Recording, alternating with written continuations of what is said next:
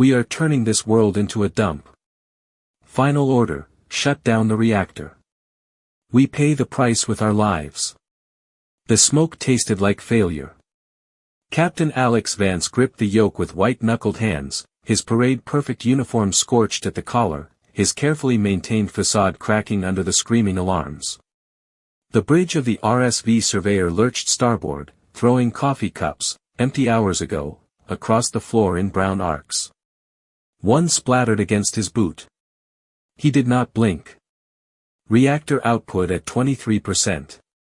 Chief Engineer Volkov's voice boomed through the comm, bass notes competing with the shriek of dying systems.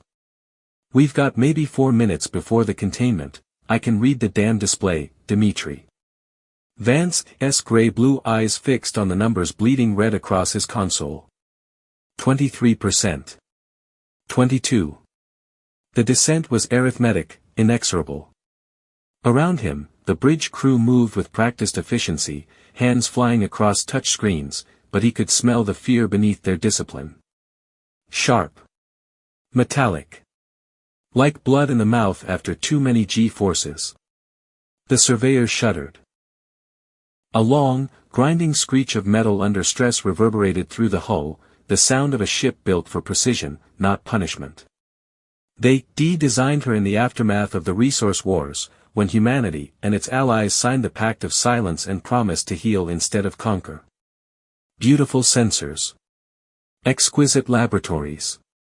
Not a single gun mount. Not one reinforced bulkhead where it mattered.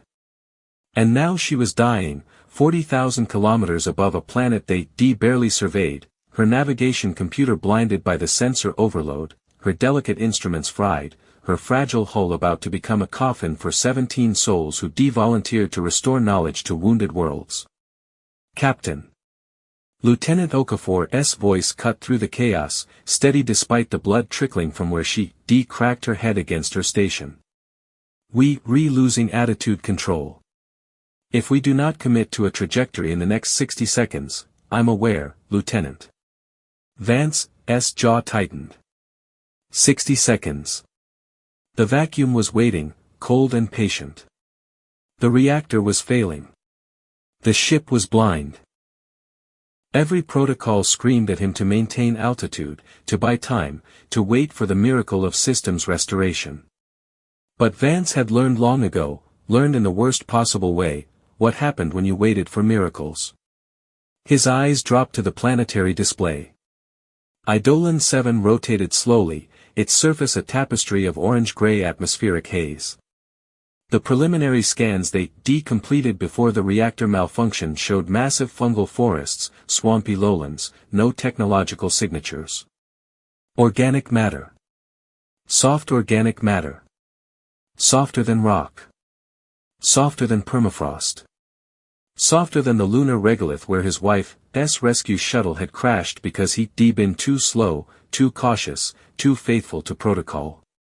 Sir. Okafor again, question implicit.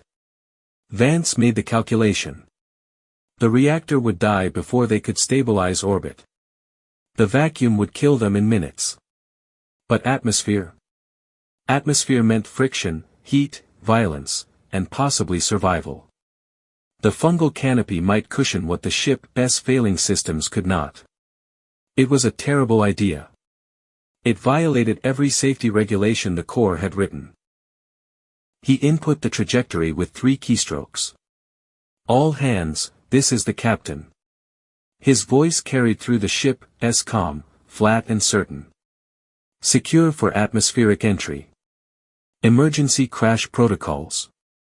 Seal your stations, brace for high G maneuvers. We're going down. Silence. 1 heartbeat. 2. Captain, the mission protocols. Graves, the zoologist, his voice tight with something between fear and outrage. We're here to protect the ecosystem, not destroy. The dead do not protect anything, Doctor. Vance's finger moved to the thruster controls. Get to your pod. That's an order. He cut the channel before Graves could argue. Around him, the bridge crew moved with grim purpose. Okafor sealed her station's emergency panels. Helm Specialist Rodriguez crossed herself, lips moving in silent prayer. The view screen showed Eidolon 7 growing larger, its atmosphere a band of orange fire on the horizon. The ship's nose tilted down. Vance's hands moved across the controls with the precision of 20 years' experience. Angle of descent, 42 degrees, steep enough to bite atmosphere fast, shallow enough to avoid burning up. Thruster bursts to correct spin. The Surveyor was not built for this, her heat shielding was minimal, her structural integrity compromised, but she was responding, trembling under his grip like a frightened animal he was forcing toward the cliff edge. "Dimitri, I need every joule you can squeeze from that reactor," Vance said into the engineering channel. "Divert everything to structural integrity fields. Life support to minimum." "Already done, Cap." Volkov's voice was strained. "But I'm telling you, these fields were not designed for, I do not care what they were designed for. Make them work." The first wisps of atmosphere kissed the hull. Orange light bloomed across the view screen, beautiful and terrifying. The ship bucked. Vibration climbed from uncomfortable to painful, rattling Vance's teeth, making his vision blur. The temperature readout spiked, 600 degrees Celsius. 800. The smell of burning insulation grew thick, acrid, choking. Vance tasted copper. Bit his tongue, probably, during one of the violent shakes. He ignored it. Through the flames engulfing the view screen, Eidolon 7's surface resolved. The fungal forests were massive, trees 30 meters tall, their trunks thick and porous, their canopy dense enough to look solid from altitude. Between the forest sectors, he glimpsed swampy clearings, pools of dark water reflecting the orange sky. Angling for the southwest clearing, he announced, hands flying across controls burning hot under his fingers.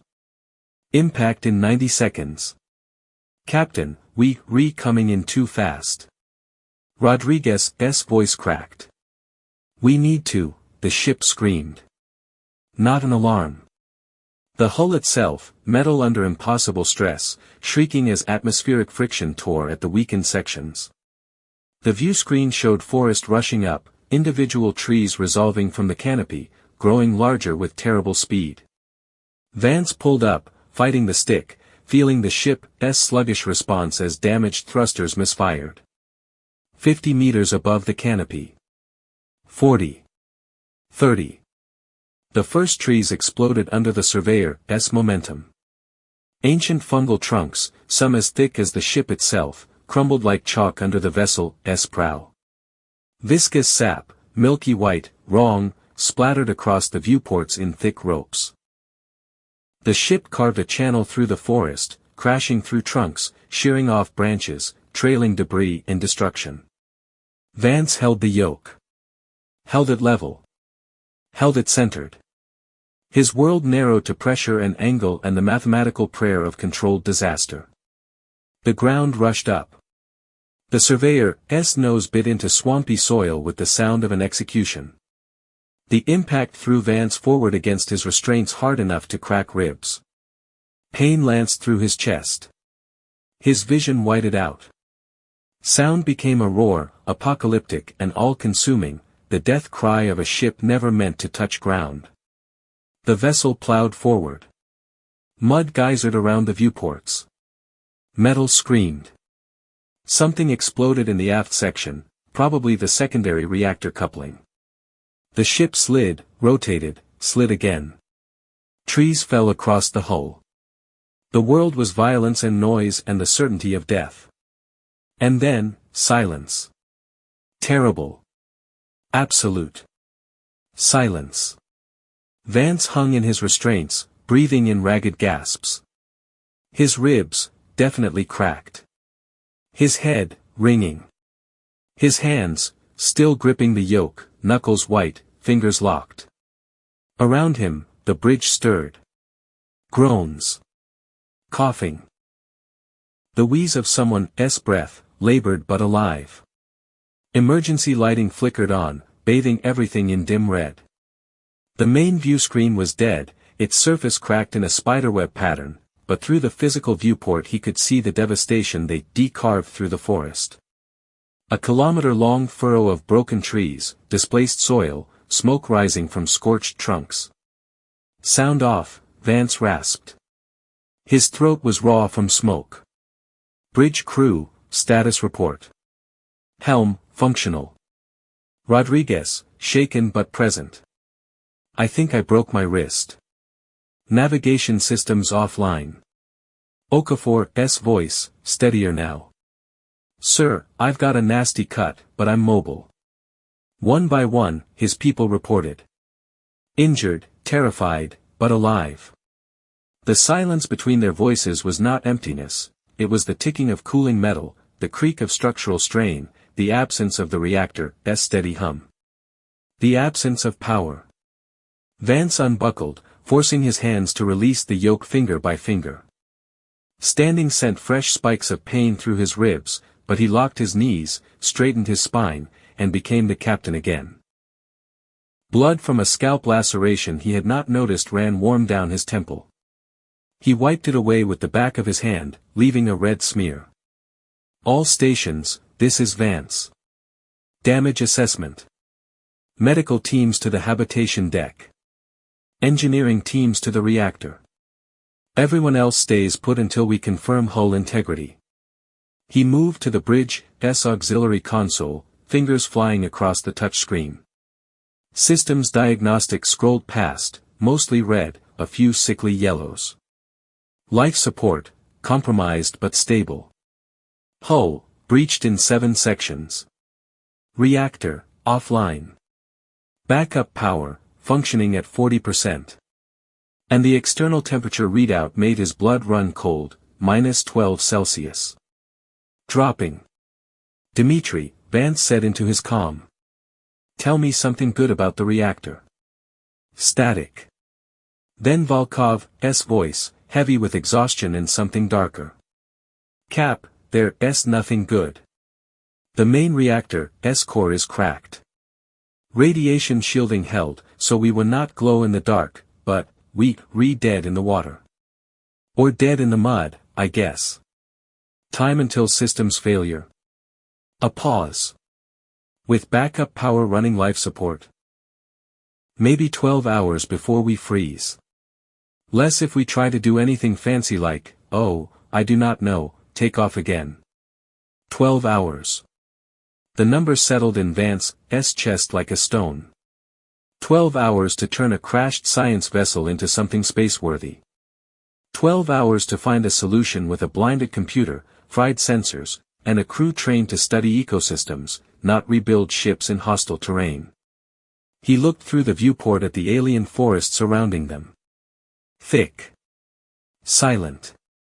The trees, wrong trees, fungal and porous, stood like witnesses to their violation.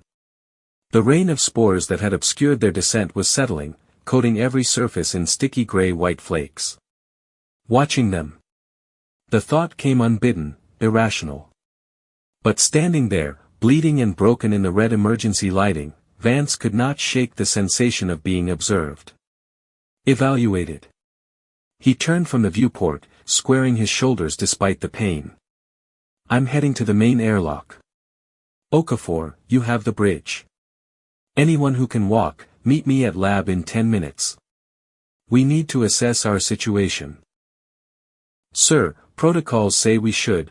Protocols are for ships with working reactors, Lieutenant. Right now, we improvise." The central corridor was a disaster. Emergency lighting cast everything in blood-red shadows. Loose paneling hung from the ceiling. The smell, burnt plastic, ozone, and something organic from outside, made Vance's eyes water. His boots crunched over broken glass and scattered equipment. A coffee mug, still somehow intact, rolled past. He stepped over a fallen panel and heard voices ahead. The lab's blast doors were sealed, but voices filtered through, Graves, his speech pattern rapid and anxious, and Chang's measured tones attempting to soothe. Vance keyed the access panel. The door cycled open with a pneumatic hiss. Inside, the lab was controlled chaos. The pristine white surfaces Vance remembered from departure were now scarred, cluttered with emergency supplies and personnel. Dar. Elijah Graves stood at the center, thin frame practically vibrating with nervous energy, his large glasses askew, his usually warm brown eyes sharp with distress. Beside him, Dar. Lena Chung maintained her characteristic poise despite the circumstances, her posture perfect, her voice quiet but clear as she coordinated the medical response. And sitting on one of the bolted-down examination tables, swinging her legs, was Sydney Graves. 15 years old, the girl managed to look simultaneously terrified and fascinated, her eyes bright as she watched the activity around her. "Captain." Graves turned immediately, relief and accusation warring in his expression. "Captain, we need to talk about what comes next.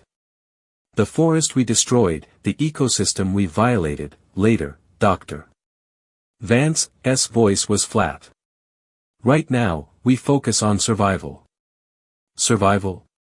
Graves' hands flew to his hair, a nervous gesture Vance had observed 100 times. "Captain Vance, we came here under the Pact of Silence. Our mission is to heal wounded worlds, our mission is to get home." Vance cut him off. "Everything else is secondary." The lab fell quiet. Personnel stopped their tasks, turning to watch the confrontation. Vance could read the uncertainty in their faces, the idealists who joined Horizon Core to restore knowledge, to understand rather than conquer, now confronted with the brutal arithmetic of survival. Chung stepped forward, her movement fluid and deliberate. "Captain, with respect, Dr. Graves raises a valid concern. We've already caused significant ecological damage. Any further actions should be carefully considered." "I agree." Vance met her gaze. "Which is why I've called this meeting. We need to assess our situation and make informed decisions." The blast door cycled open again. Ren Kim entered, and several crew members instinctively stepped back. The geologist was a physical presence, stocky, broad-shouldered, his movements heavy and deliberate. The barcode tattoo on his neck stood out starkly against his skin. His dark eyes swept the room, assessing, calculating. He carried a datapad clutched in one scarred hand. "Captain," Kim said without preamble. "We need to talk. Now. Report, Mr. Kim." Kim activated his datapad, projecting a holographic display above the lab's central table. The image showed a cross-section of the terrain beneath the surveyor, layers of soil, rock, and something else. Something that pulsed with orange-red in the scan. "There's a geothermal pocket directly below us," Kim said, his voice rough with old mining colony accent. "Massive. High energy density. Could power this boat for months, if we can tap it."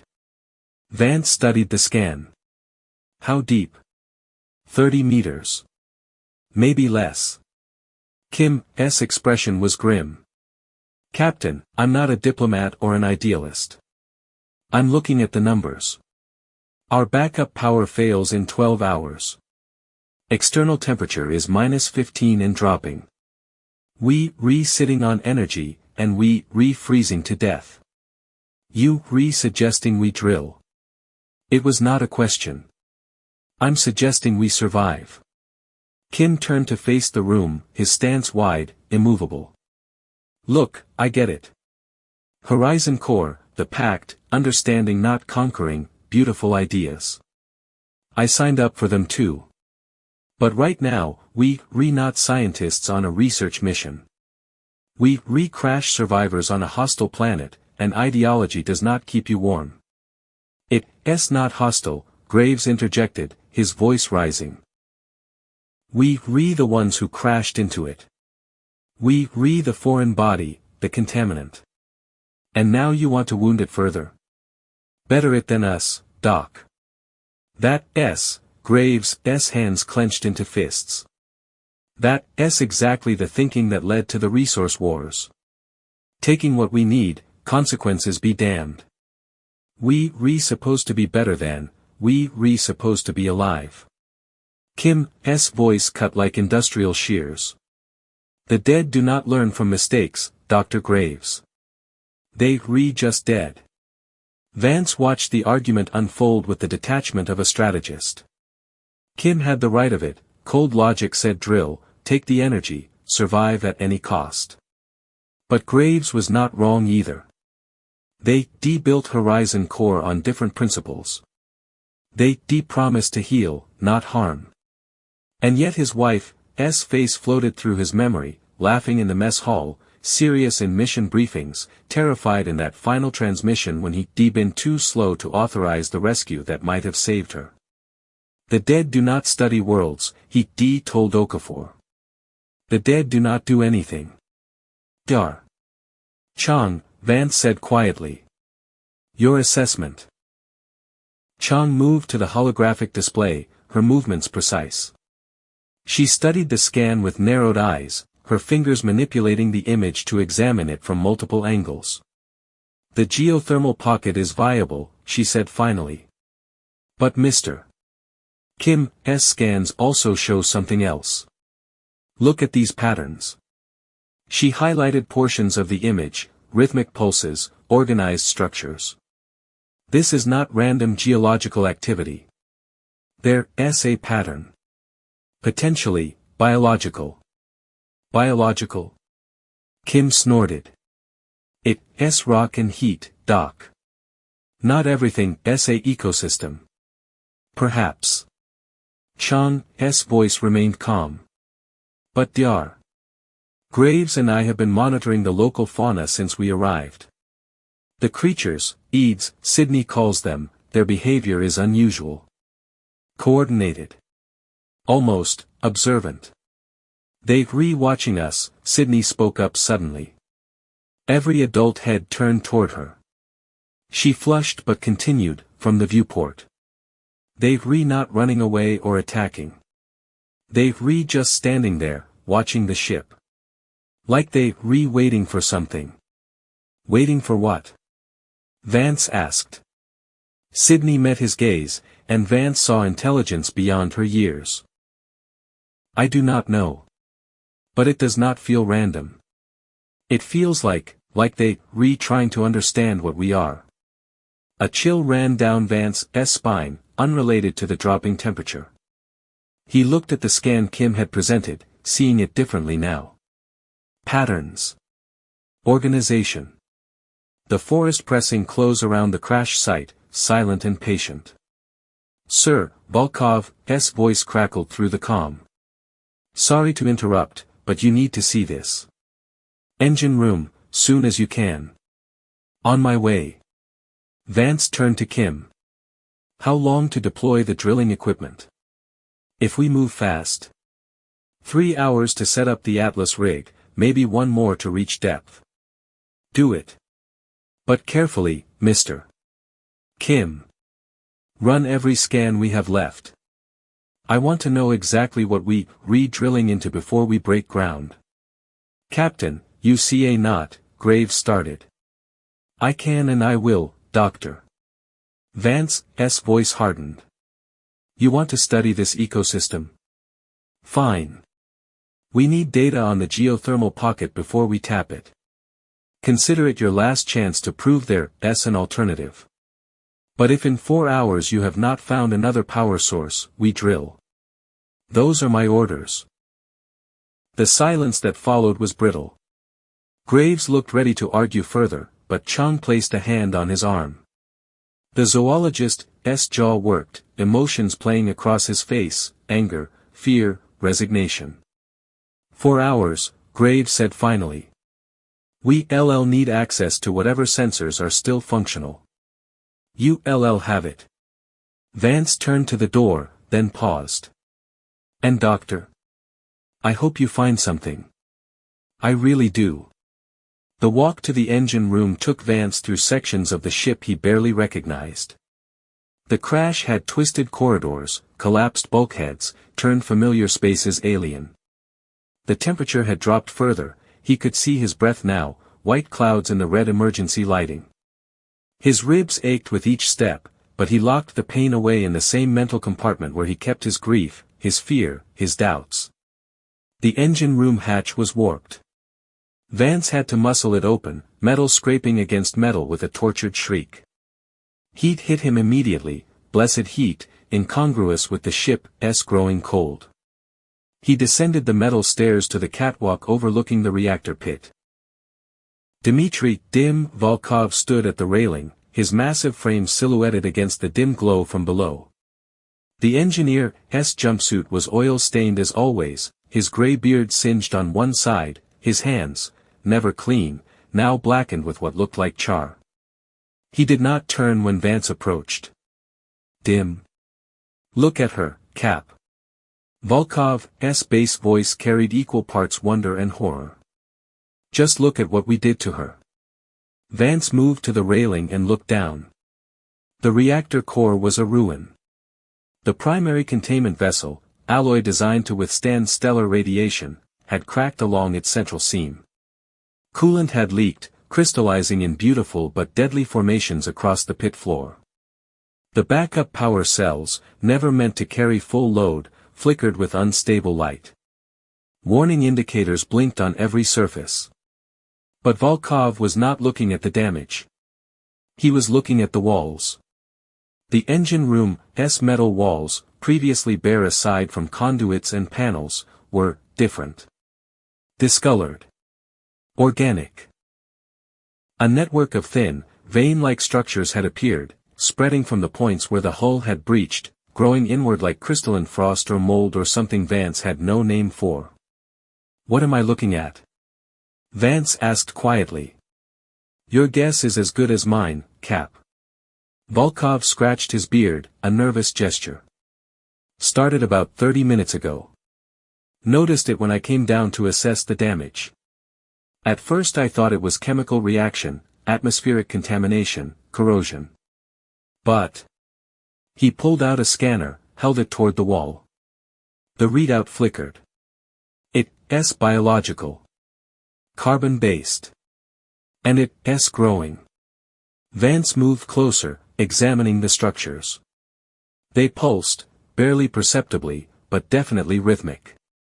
Like a heartbeat. Or breathing. The hull breaches, he said. Not sealed. No, sir. Got 7 major breaches and probably 24 smaller ones. Environmental contamination across the ship. This stuff, Volkov gestured at the veins, is coming from outside. The planet's getting in. Is it dangerous? Do not know. It's not toxic, not radioactive. Does not seem to be causing structural damage. It's just. Volkov trailed off, staring at the walls with the expression of a man whose comprehensive mechanical knowledge had just encountered something his wrenches could not fix. It's just wrong, Cap. A starship. Metal and circuits and good engineering. Not supposed to grow things. Vance reached out, hesitated, then touched one of the veins. It was warm. Warmer than the surrounding metal. Warmer than it should be, given the dropping temperatures. We need to seal those breaches, he said. But Cap. We do not have the materials. The hull patches we carry are for micrometeor impacts, not crash damage. To properly seal 7 major breaches. We need supplies we do not have and a dock we nowhere near. The arithmetic was inescapable. Compromised hull. Failing power.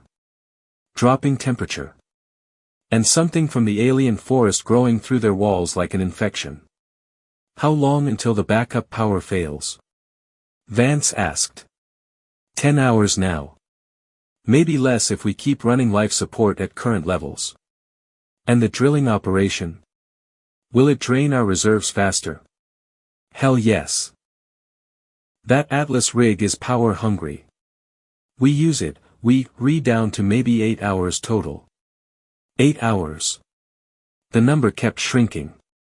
Vance pulled his hand away from the vein structure, wiping his palm on his uniform despite the warmth being almost comforting. We proceed with the drilling. If we can tap that geothermal pocket, we can restore power before the backup fails. And if we see a knot? Vance met his engineer's eyes. Volkov was a skeptic, a man who believed in what he could touch and fix, who survived the brutality of the mining colonies through pragmatism and skill. He deserved an honest answer. If we see a knot, we have approximately 8 hours to make peace with our choices. Volkov's laugh was bitter. Well, shit. Guess I better get the Atlas rig ready. He turned toward the equipment locker, then paused. Cap. For what it's worth. I think you making the right call. Graves and Chang, they've good people, got good hearts. But good hearts freeze same as bad ones. Noted, Dim. And thank you. Alone on the catwalk, Vance looked down at the broken reactor. In 20 years of service, he never lost a ship. Had prided himself on bringing every crew home, on making the safe choice, the correct choice, the by-the-book choice. And his wife had died when he waited for authorization instead of acting. He would not make the same mistake twice. The Atlas rig deployment took 3 hours and 47 minutes. Vance watched from the bridge, monitoring external cameras as his crew wrestled heavy equipment through the mud under a rain of spores. The forest's rain had started an hour ago, heavy, sticky flakes that clung to everything, obscuring visors, gumming up servos on the exoskeleton loading frames. Kim directed the operation with blunt efficiency, his voice crackling through the comms with orders stripped of politeness. Volkov and his engineering team struggled with the rig's segments, cursing the mud that sucked at their magnetic boots.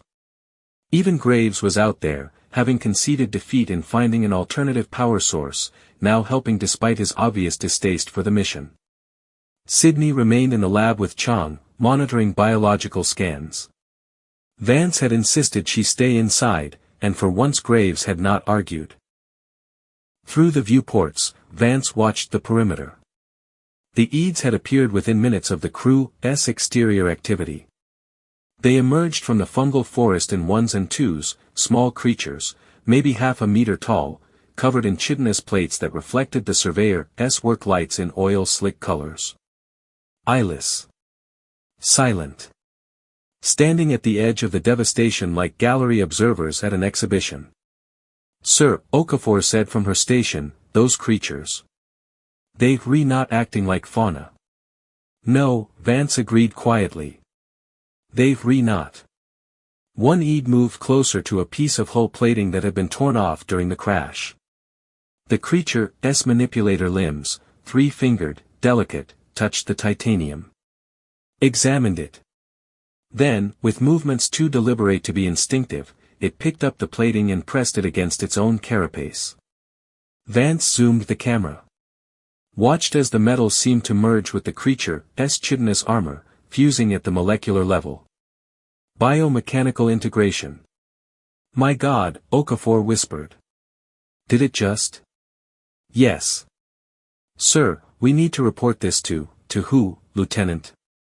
We alone out here. Vance's jaw tightened.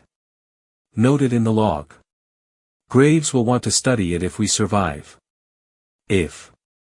Captain, this is Kim. The geologist's voice, rough with exertion.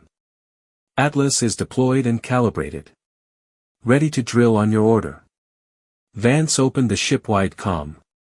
All personnel, this is the captain. We are commencing drilling operations. Non-essential crew to interior stations. Seal your sections. If you not on the drilling team, you on standby for emergency response. He switched to Kim's private channel. Mr. Kim, one more time. What are we drilling into? Scans show solid crust, 31 meters to the energy pocket. Composition is unusual.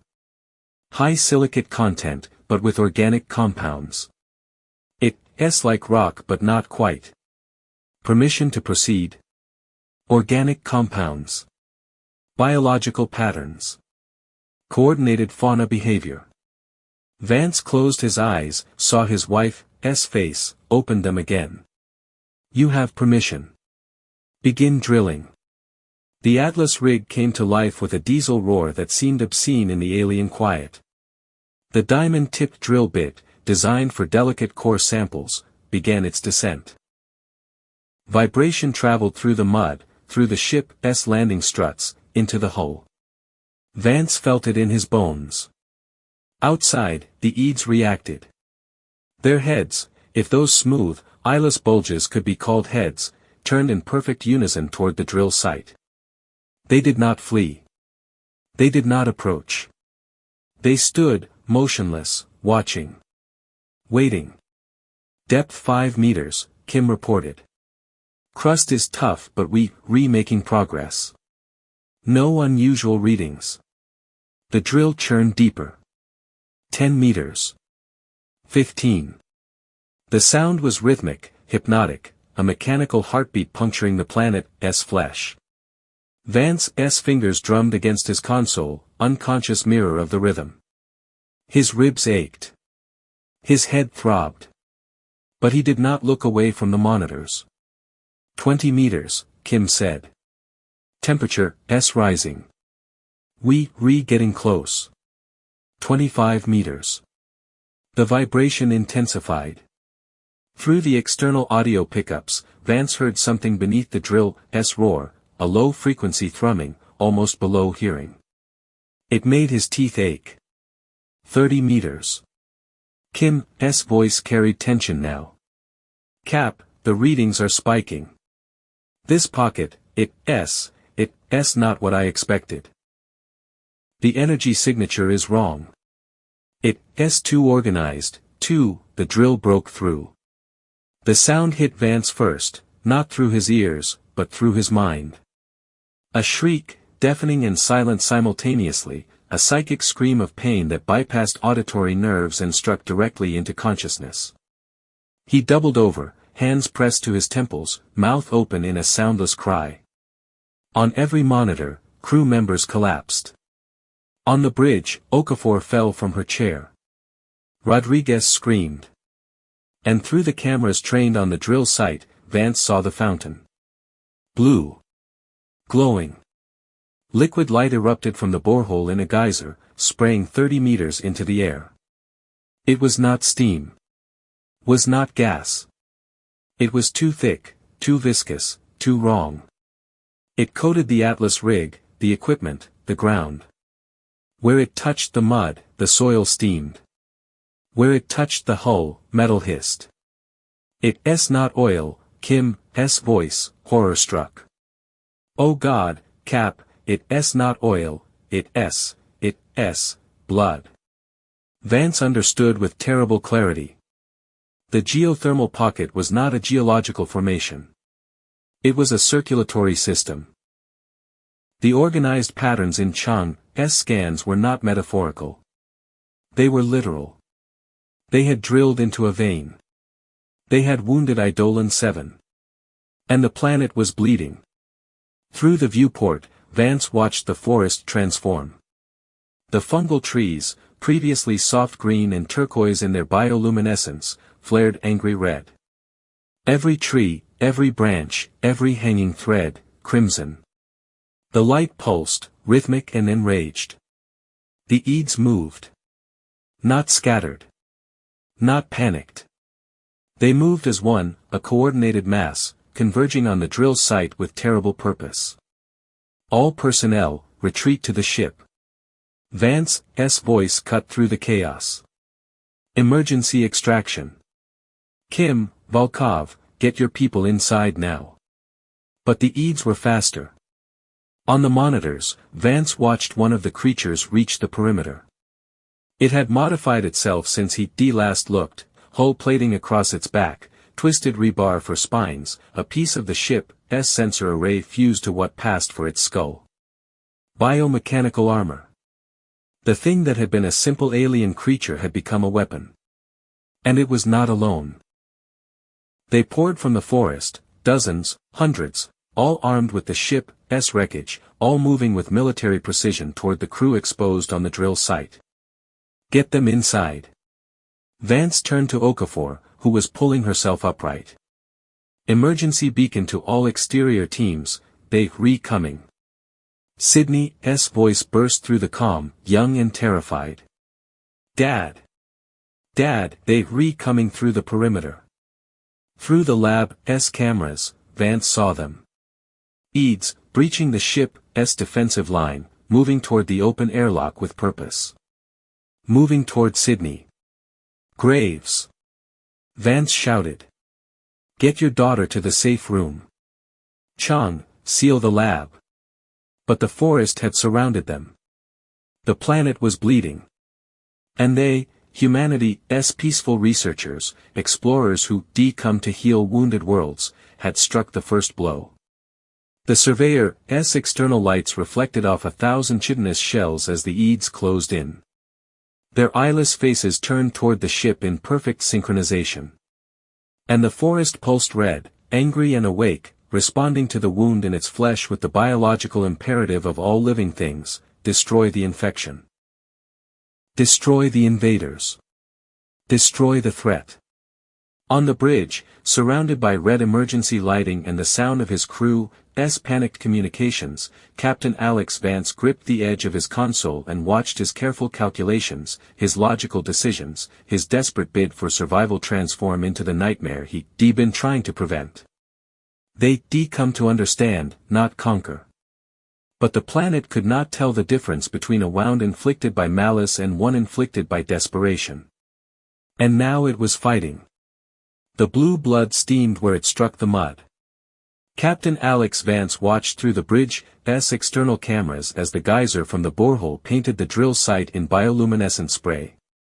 The liquid, too thick, too viscous, too wrong to be anything but what it was, coated the Atlas rig in glowing streaks.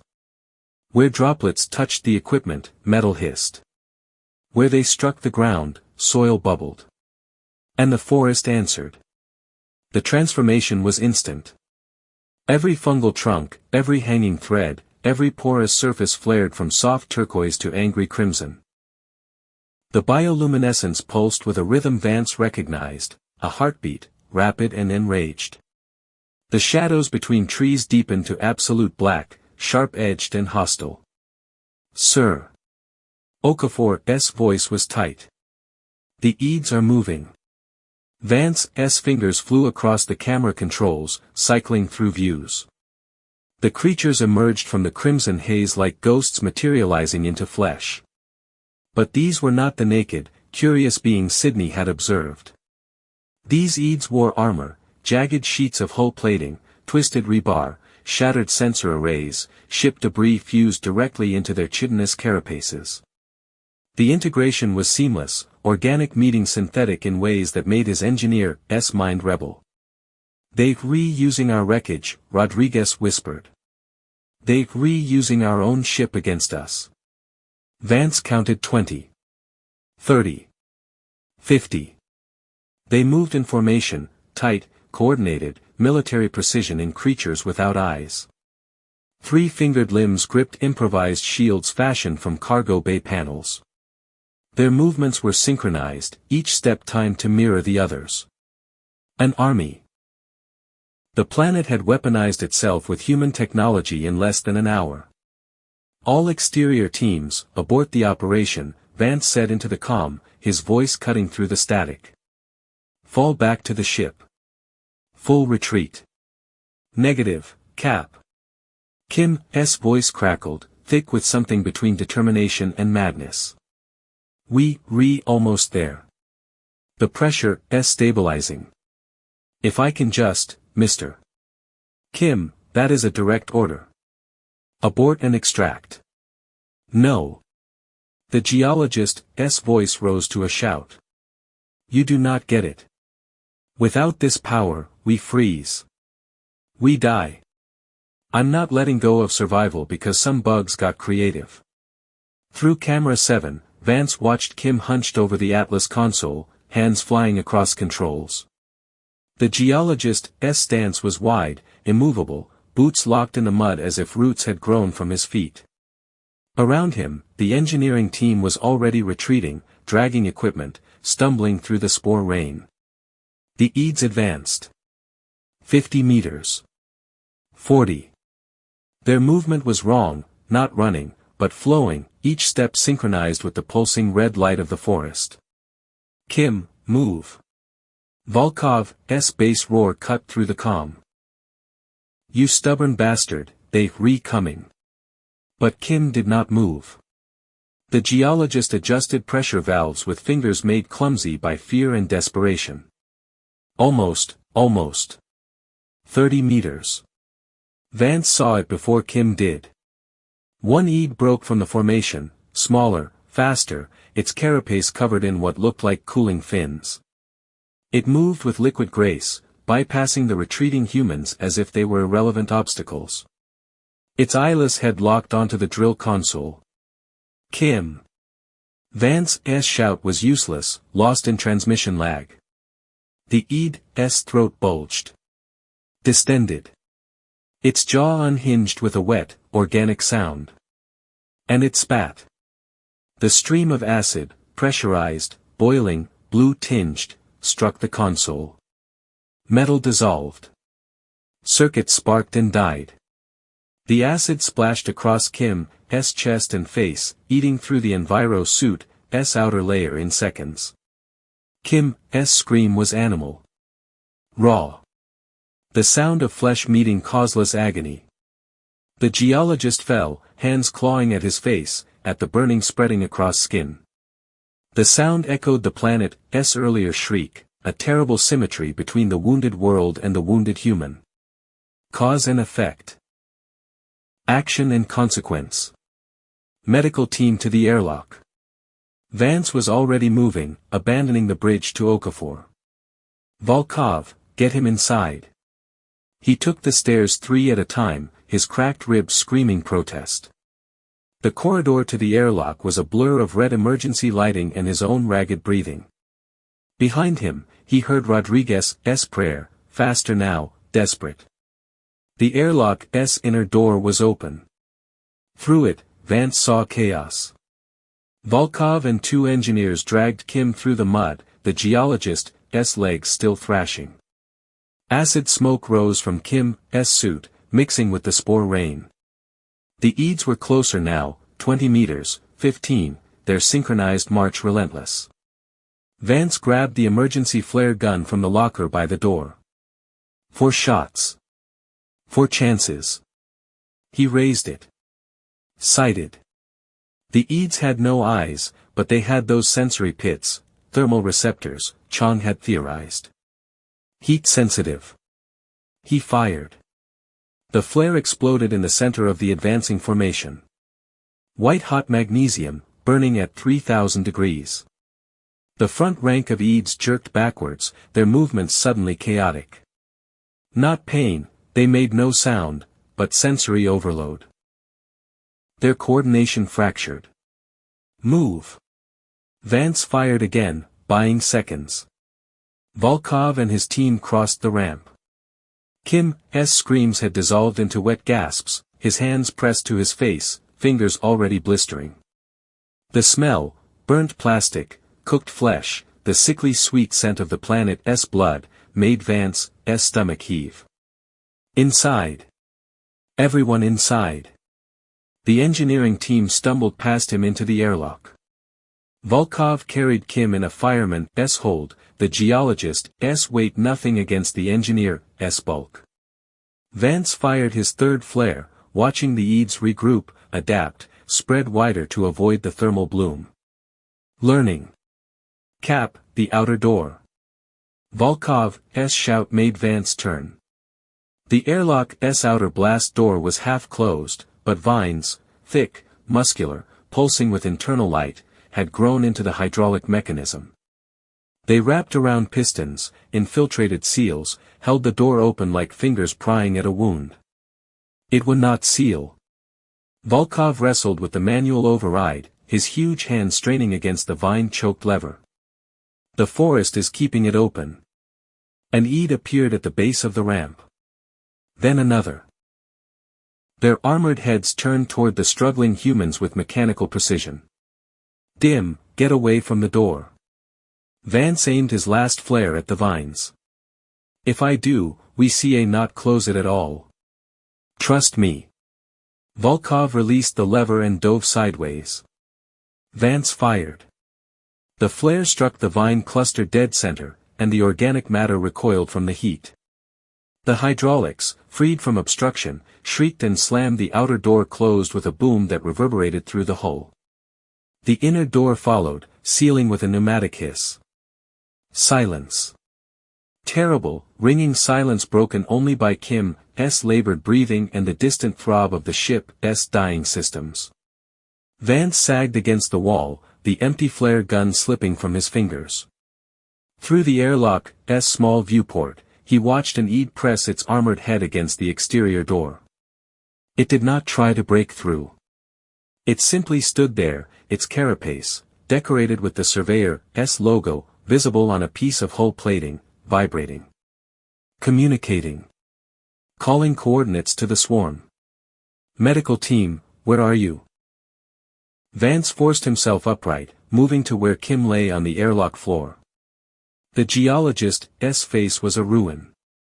The acid had eaten through skin, exposing bone along the jaw.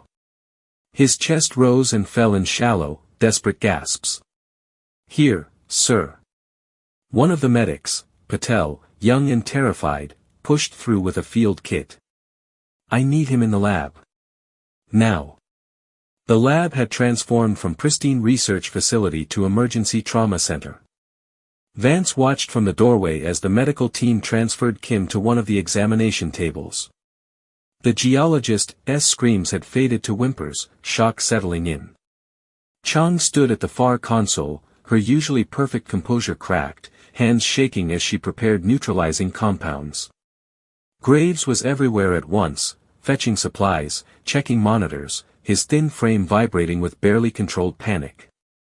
His glasses were askew, one lens cracked. Blood, Kim's blood, stained his sleeves. Dad. Sydney's voice, small and uncertain. Dad, I need to tell you something. Not now, Sydney. Graves did not even turn, mixing compounds with manic intensity. We trying to save a man's life here. But Dad, the Eids, Sydney, please. The sharpness in Graves' tone made the girl flinch. Go to the crew quarters. Lock the door. Stay away from viewports. Sydney's face crumpled.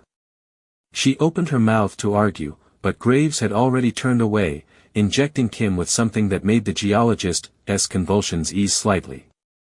Vance watched Sydney retreat to the far corner of the lab, near the cargo bay viewport. The girl's eyes were red, but she did not cry. She pressed herself against the wall and stared outside with an intensity that made Vance uneasy. Captain. Chang appeared at his elbow, her voice low. The acid is neutralized, but the damage. We do not have the resources for this kind of trauma. Best I can do is stabilize him, keep him sedated. Will he survive? I honestly do not know. Chang's eyes were haunted. The chemical composition of this acid is unlike anything in our database. It's not breaking down organic matter, it's restructuring it. At the molecular level. Vance's blood ran cold. Restructuring into what? I do not know. Chang glanced at Kim's bandaged form. But Captain, I need to show you something else.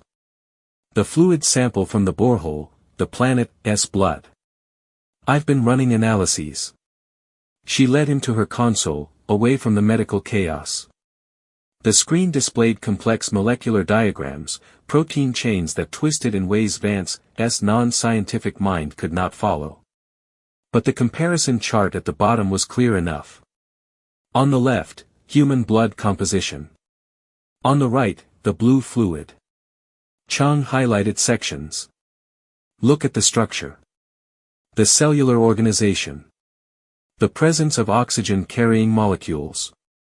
You saying it's actually blood. I'm saying it's functionally identical to blood. Different chemistry, alien biology, but the purpose is the same. Oxygen transport. Nutrient delivery. Immune response. Chang's finger trembled as she pointed to the last item. Captain, we did not drill into a geothermal pocket. We drilled into a vein. A major circulatory vessel. Vance stared at the screen, his mind racing through implications. The planet is alive. Not metaphorically. Literally. Eidolon 7 is not a planet with life on it. It is life. One massive organism. The fungal forest, the eads, the soil itself, they components of a single biological system. The eads are immune cells. Exactly. Chang pulled up another screen, video footage from the external cameras. Watch their behavior after we drilled. This is not predation. This is defense. Coordinated, systematic defense against a foreign contaminant. On the screen, the eads moved in patterns Vance recognized from medical texts. Encirclement. Isolation. Containment. We the infection, he said quietly. Yes. A groan from the examination table drew their attention. Kim was stirring, the sedatives wearing off too quickly. Patel administered another dose, but the geologist's bandaged face turned toward them, his one visible eye, the other hidden beneath sterile wrap, fixing on Vance with accusatory clarity. You. Kim's voice was barely human, damaged vocal cords making every syllable agony. You ordered the drill. I did. Vance met his gaze, refusing to look away. And I make the same choice again. Monster. Kim's head fell to the side, unconscious. The word hung in the sterile air. Vance became aware of movement at the cargo bay viewport. Sydney pressed close to the reinforced glass, her breath fogging the surface. Her hands were splayed against it, fingers spread wide. Sydney. Vance approached carefully, keeping his voice level. You should get away from there. They're not trying to get in, Sydney said without turning. Her voice carried an eerie calm. Look. Really look. Vance moved beside her, following her gaze. The cargo bay's external door was visible through the viewport, sealed, but covered in growth. Thick vines wrapped around the frame, not battering or prying, but weaving. Creating a seal. Hardening resin filled every gap, every crack. The eads outside worked with surgical precision. They piled rocks and biomass against the ship's landing struts. They reinforced weak points in the hull with organic patches that bonded to metal like biological welds. They stopped attacking once we were inside, Sydney whispered. They're not trying to kill us. Sydney, they're sealing us in. Quarantining us. The girl turned to face him, and Vance saw tears finally streaming down her cheeks. We the foreign body. The splinter. They're encapsulating us to keep the infection from spreading. The ship groaned. A deep, grinding sound that came from the hull itself. The pressure warnings flared on nearby panels, external force, increasing. The vines are contracting, Sydney said. They're squeezing. Trying to crush us or push us out. Volkov. Vance shouted toward the airlock. Hull integrity check. Now. The engineer's voice came back through the comm, strained. Cap, we've got external pressure on sections 7, 9, and 12. The plating's holding, but if it gets worse, a grinding screech cut him off. The entire ship shuddered. Captain, what's the plan? Chang appeared at his side, her composure fraying at the edges. The hull will not withstand this pressure for long. Vance's mind raced through options. They were trapped. Surrounded. Being crushed by a planetary immune system that saw them as a pathogen. No weapons. Limited power. A dying ship. And somewhere out there in the Crimson Forest, the Eads were probably bringing samples of their infection to some kind of processing center. Learning. Adapting. Preparing a final response. We seal every breach, Vance said. Reinforce internal bulkheads. Buy ourselves time to, the vent exploded. Not the large cargo vent, but a small atmospheric exchange port near the ceiling. The grating flew across the lab, barely missing Patel's head. Something dropped through the opening, small, fast, covered in translucent membranes. Eads. But different. Smaller. Built for infiltration rather than combat. Contact. Vance drew his sidearm, a chemical projectile weapon, useless for anything but close-range deterrence. Everyone down. The Eads, 5 of them, landed with barely a sound. Their movements were liquid, flowing. They did not attack the nearest humans. They did not even acknowledge the weapon pointed at them. They moved as one toward the far corner of the lab. Toward Sydney. No. Graves lunged forward, but one of the Eads intercepted him with casual efficiency. A multi-jointed limb caught the zoologist across the chest, sending him crashing into equipment. Microscopes shattered. Glass rained across the floor. Vance fired. The projectile struck an Ead's carapace and ricocheted harmlessly away. The creature's armor, translucent, crystalline, had been specifically designed to deflect ballistic force. Adapted. Sydney screamed as an Ead wrapped its limbs around her waist. The grip was firm but careful, not crushing, not tearing. Surgical precision. The creature lifted her with disturbing gentleness, turning toward the breached vent. Sydney.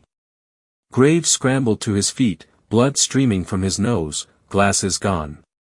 Let her go. Take me instead. The Eads ignored him. They moved toward the vent in synchronized retreat, carrying their prize. Sydney reached out, her eyes locked on her father's. Dad, please, Graves sprinted forward. Vance tried to intercept, but the zoologist was faster, driven by terror and love. Graves lunged for his daughter's outstretched hand. An Ead turned. Its limb, reinforced with what looked like compressed stone, struck Graves across the temple. The zoologist crumpled, sliding across the floor to lie still among the shattered glass. No. Vance raised his weapon, but the Eads were already disappearing into the vent. Sydney's scream echoed in the confined space, high and terrified, cutting off abruptly as the creatures pulled her into darkness. The vent sealed behind them.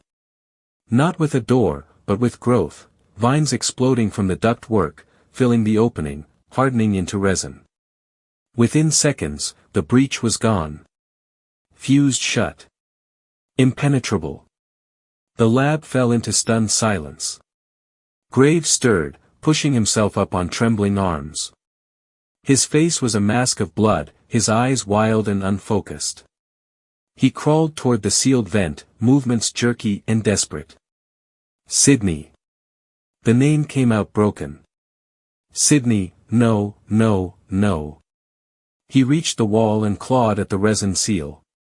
His fingers left bloody streaks. Sydney. Sydney, answer me. Sydney.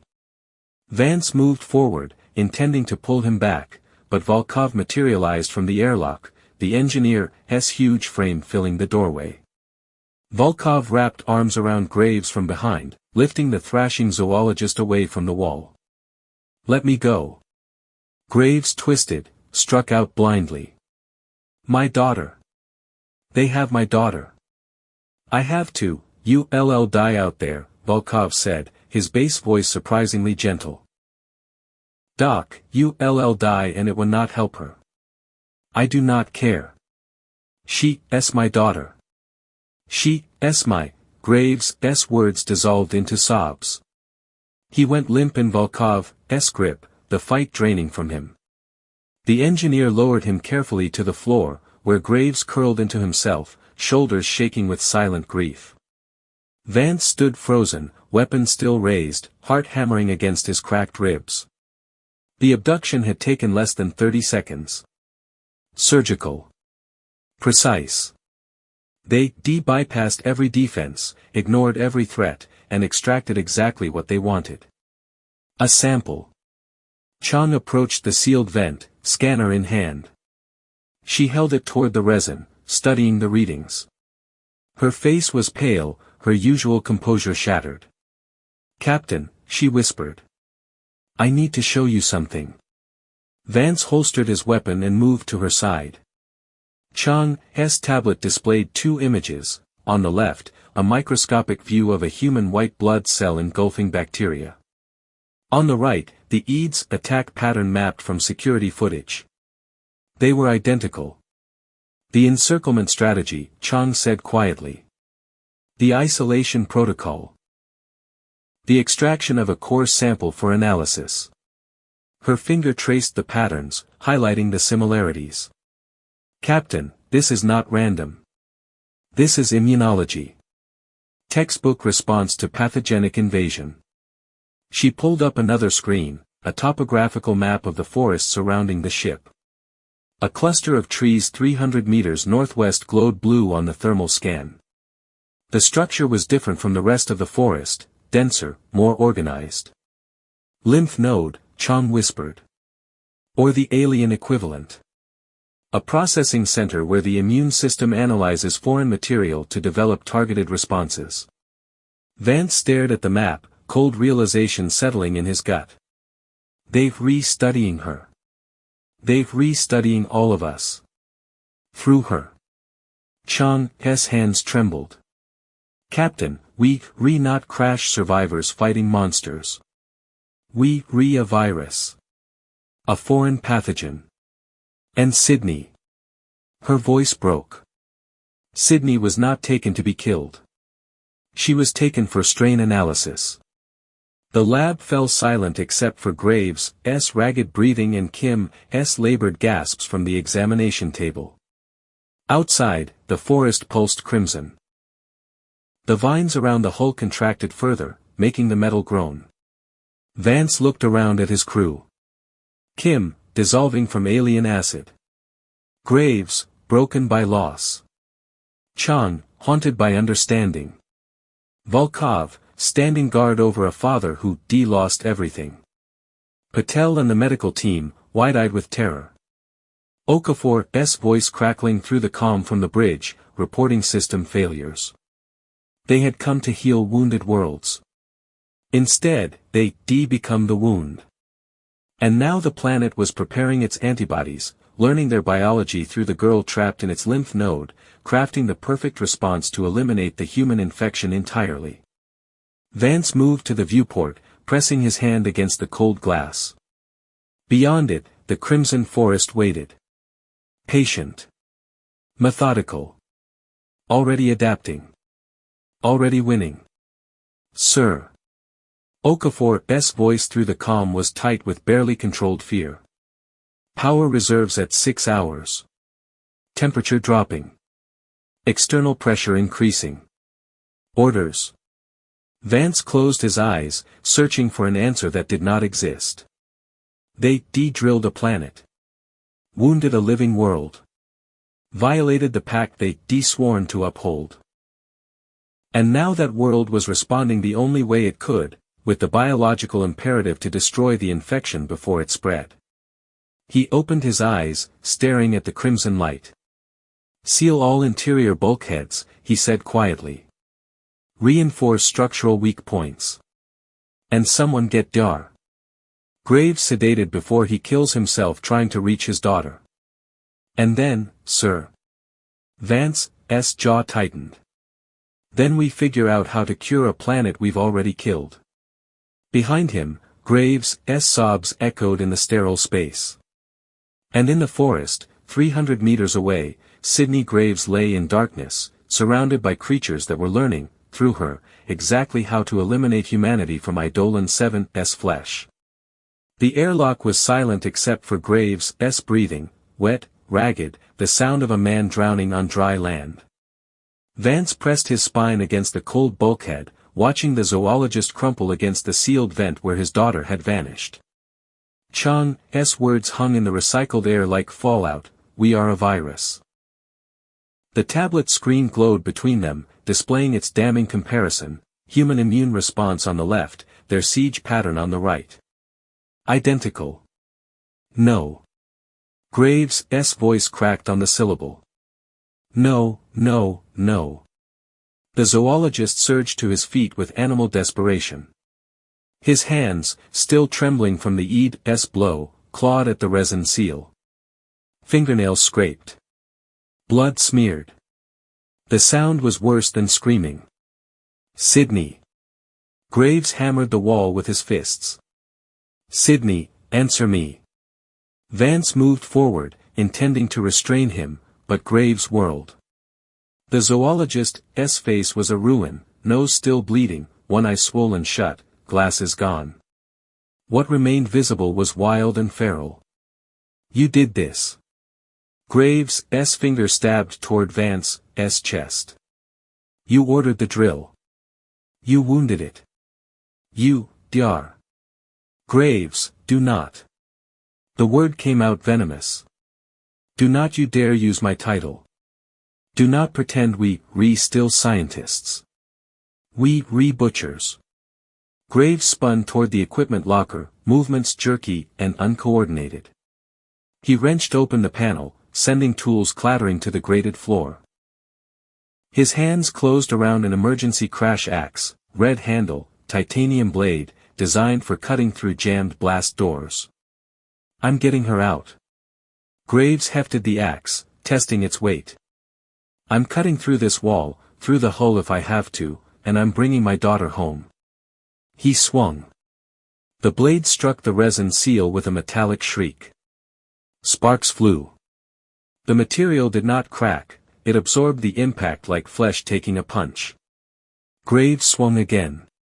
Again. His shoulders heaved with each strike, breath coming in sobs. "Dr. Graves, stop." Vance's command carried no heat. He'd learned during officer training to recognize when orders were useless. "She's out there." Another swing. The axe head buried itself half an inch deep before Graves wrenched it free. "She's out there and I'm in here and I will not, not, dim." Volkov moved with surprising speed for his size. The technician's massive arms wrapped around Graves from behind, pinning the zoologist's limbs. The axe clattered to the floor. "Let go." Graves twisted, thrashing. "Let go of me, you bastard. That's my daughter. My little girl. She's terrified and alone and you'll die out there." Volkov's bass rumble was surprisingly gentle. "Doc, you'll die in 30 seconds and it will not help her. I do not care." Graves' voice climbed toward hysteria. "She's 15. 15 years old and they took her and I should have protected her." The fight drained out of him. Graves sagged in Volkov's grip, his weight going dead. The technician lowered him carefully to the floor, where the zoologist curled into himself, shoulders shaking with silent sobs. Vance's throat tightened.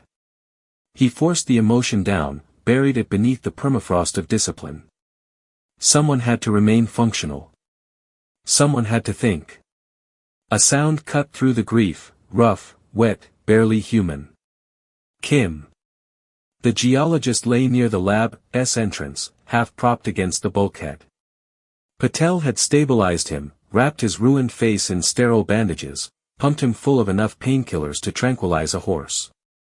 Yet Kim was conscious, one visible eye fixed on them with savage clarity. "Burn it." Kim's voice was a rasp, filtered through damaged vocal cords. Each word sounded like sandpaper on raw meat. "Burn the whole sector." Chang looked up from her tablet. "What?" "Fire." Kim shifted, grimacing. The movement made fresh blood seep through his bandages. "We have chemical reagents in the lab." Sodium, lithium, compressed oxygen. Make flamethrowers. Crude but effective. Volkov released Graves and moved closer, frowning. You want to cook the forest. Scorched earth.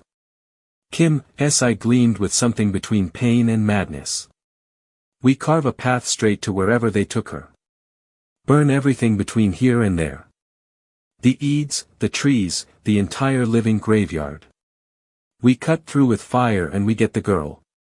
Graves raised his head, hope sparking in his swollen features. Could we? No. Vance's voice was flat, final. Every eye turned toward him. He met each gaze, his own gray-blue stare unyielding as glacial ice. Explain yourself, Captain. Kim's tone carried accusation. Or are you planning to leave a child to die out there? Vance moved to Chang's workstation, fingers dancing across the bioscanner controls. The main screen flickered to life, displaying a topographical overlay of the surrounding forest. Red dots clustered in shifting patterns, thermal signatures. The eads. Look at the distribution. Vance highlighted a dense concentration 300 meters northwest. Dar. Chang identified this as a processing center. A lymph node, in her terminology.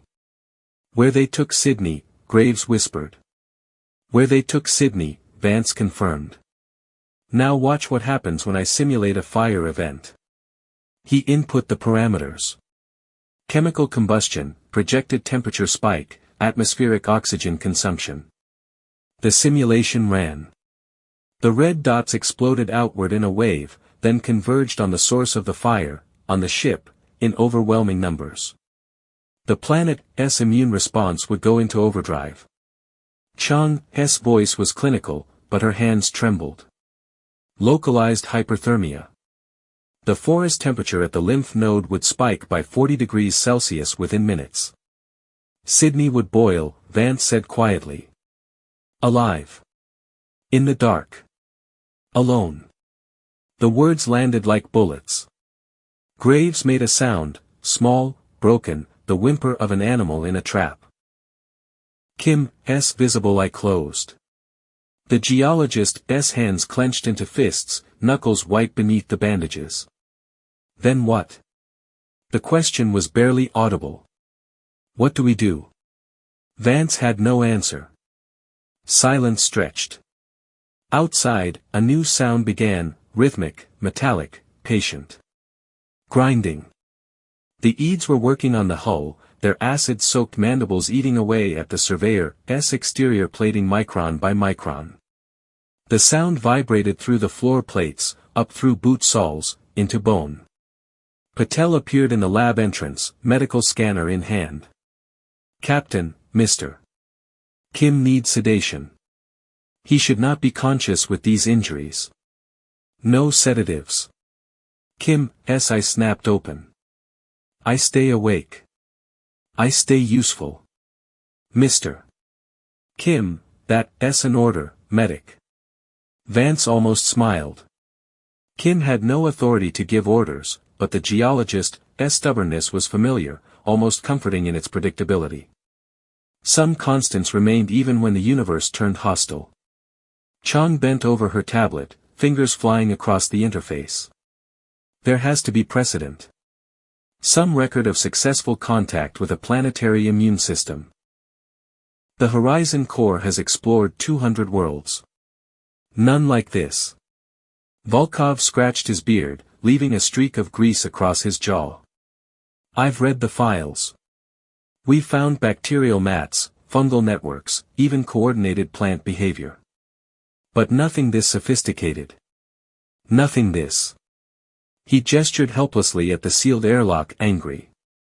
Graves clutched Sydney's toy, a small stuffed rabbit, worn smooth by 15 years of love. The zoologist's thumb traced circles on the synthetic fur, over and over, an unconscious gesture of desperation. She must be terrified. Graves' voice was distant, hollow. She hates the dark. When she was little, she'd climb into my bed during power outages. I'd tell her stories about bioluminescent fish until the lights came on. She's alive. Vance tried to make it sound like certainty rather than hope. If they wanted her dead, they would have killed her here. They took her for analysis. Study. We have time. How much time? Chang looked up, her elegant composure fracturing at the edges. Captain, we do not understand their physiology. For all we know, analysis is fatal. Dissection. Biochemical dissolution. The grinding sound from outside grew louder. A pressure alarm chimed, hull stress on Section 9 increasing. The EADs were methodical, systematic, eroding their cage one molecular layer at a time. Vance's fingers found the edge of the console, gripping hard enough to hurt. The pain helped him focus. Pain was clarifying. There has to be a solution. He spoke to himself as much as the others. We do not attack, we do not surrender. We find the third option. What third option? Kim's laugh was bitter, broken. We trapped in a tin can being digested by a planet. Our daughter is gone. Our fuel is gone. In 6 hours, we freeze to death in the dark. There is no third option, Captain. There's only choosing how we die. Graves lifted his head. His remaining eye, the one not swollen shut, fixed on Vance with terrible intensity. You're good at impossible choices. The zoologist's voice was acid. You ordered the drill despite our objections. You condemned us to this. So decide, Captain. How do we die? Do we freeze in silence? Do we burn attacking the forest? Or do we sit here and let Sydney suffer alone while we do nothing? The accusation hung between them. Vance met Graves' gaze, refusing to flinch. The zoologist was right. This was his responsibility. His command. His failure. But also his crew to save. We do not die. Vance's voice carried the weight of an oath. Any of us. Including Sydney. We find the cure. There is no cure for being a virus, Chang said softly. Then we become the antibiotic. The word surprised even Vance. He turned toward Chang, an idea crystallizing in his mind, dangerous, desperate, possibly brilliant. You compared us to a pathogen. An infection. Yes. What stops an infection? Chang's eyes widened. Antibiotics. Immune suppressants. Chemical intervention that, she paused, understanding dawning. Captain, are you suggesting we drug the planet? I'm suggesting we cure the inflammation we caused. Graves pushed himself upright, pain and grief momentarily forgotten. How? Vance gestured toward the sample of blue blood in its containment cylinder. The liquid still glowed faintly, pulsing with an inner light that matched his heartbeat. Or perhaps he imagined the synchronization. Dar. Chang, you said the planet's blood is functionally identical to mammalian blood. Oxygen transport, nutrient delivery, immune response. Correct. Which means it has biochemistry. Chemistry can be manipulated. Sedated. Interrupted. Chang's fingers were already moving across her tablet, pulling up the molecular analysis. The base structure is silicon organic rather than carbon-based. The proteins are stable but vulnerable to, she stopped, inhaling sharply. Captain, where are you going with this? Our fuel. What's its chemical composition? Why would, Chang's voice cut off. Her expression shifted from confusion to shock to something approaching awe. Oh. Oh, my God. Doctor. Volkov, pull up the fuel tank specifications. Now. The technician moved to the engineering console, thick fingers dancing across keys with surprising delicacy. Emergency reserve tanks. 40% capacity. Fuel type is standard ionized hydrogen with heavy isotope augmentation for reactor stability. What isotopes? Chang demanded. Volkov scanned the readout. Iridium-192, osmium compounds, trace amounts of hafnium. Why does it matter? We not burn it without a functioning reactor. We do not need to burn it. Chang's voice trembled with excitement and terror. Look at this. She threw the comparison onto the main screen. On the left, the planet's blood, complex silicon organic chains, stable at high temperatures, resistant to oxidation. On the right, the fuel composition. Where the two data sets overlapped, red warning symbols flashed. I do not read chemistry, Vance said. The heavy isotopes in our fuel are highly reactive with silicon-based compounds. They disrupt molecular bonds, cause cellular instability. Chang highlighted sections of the analysis. In high concentrations, it would be catastrophically toxic to Idolin's biochemistry. It would poison the planet, kill everything from the trees to the eads to the soil microbes. Then how does this help? But in low concentrations, introduced directly into the circulatory system, it would act as a sedative. A systemic immune suppressant. Chang's eyes shone behind their professional mask. Captain, we can put the planet to sleep. Graves was on his feet, moving toward the console with sudden energy. The inflammation response. If we suppress the immune system, the Eeds stop attacking. The fever breaks. Sydney might be released, Chang finished. Or at minimum, they stop treating her as a threat. The pressure on this ship eases. Volkov's deep voice rumbled with doubt. You talking about drugging an entire planet. The dosage calculations alone, the borehole. Graves' voice was sharp with clarity. We drilled directly into a major circulatory vessel. We inject the fuel there. The planet's own blood flow distributes it throughout the system. Like administering anesthesia through and for, Chang said. Exactly. Vance felt something foreign uncurl in his chest, hope, dangerous and fragile. Dar. Graves, you certain about the dosage? No. The zoologist's honesty was brutal. I'm guessing based on comparative biochemistry and desperation. But the math works. In theory. It's what we have, Captain. Vance turned to Volkov. How much fuel would we need to create effective concentration? The technician's fingers moved across the engineering console. His expression grew progressively darker as the calculations ran. When the final number appeared, Volkov went very still. Dim. All of it. Volkov's voice was flat. Every drop in the emergency tanks. The landing module reserve. Everything. The words landed like a detonation. Chang stepped closer to the console, reading the numbers over Volkov's shoulder. Her face went pale. That's our entire remaining reserve. Without it, the reactor not restart. We lose life support, propulsion, everything. We be dead in the water, Volkov said.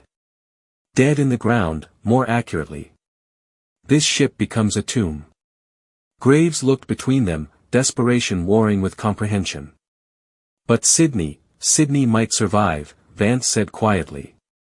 At the cost of the rest of the crew. Silence descended. The grinding sound from outside continued its patient work, metal surrendering to acid, molecule by molecule. Vance's mind raced through scenarios, calculating survival odds, weighing lives against principles. Command had taught him utilitarian arithmetic, the needs of the many outweighing the needs of the few. But Command had also taught him the true weight of the Horizon Core motto, to understand, not to conquer. They had conquered. They had drilled a living world without consent, without understanding. They had wounded it, poisoned it, triggered an immune response. Now they stood at a crossroads, let one girl die to preserve the crew's survival, or heal the wound at the cost of everything. Vance thought of his wife, Elena.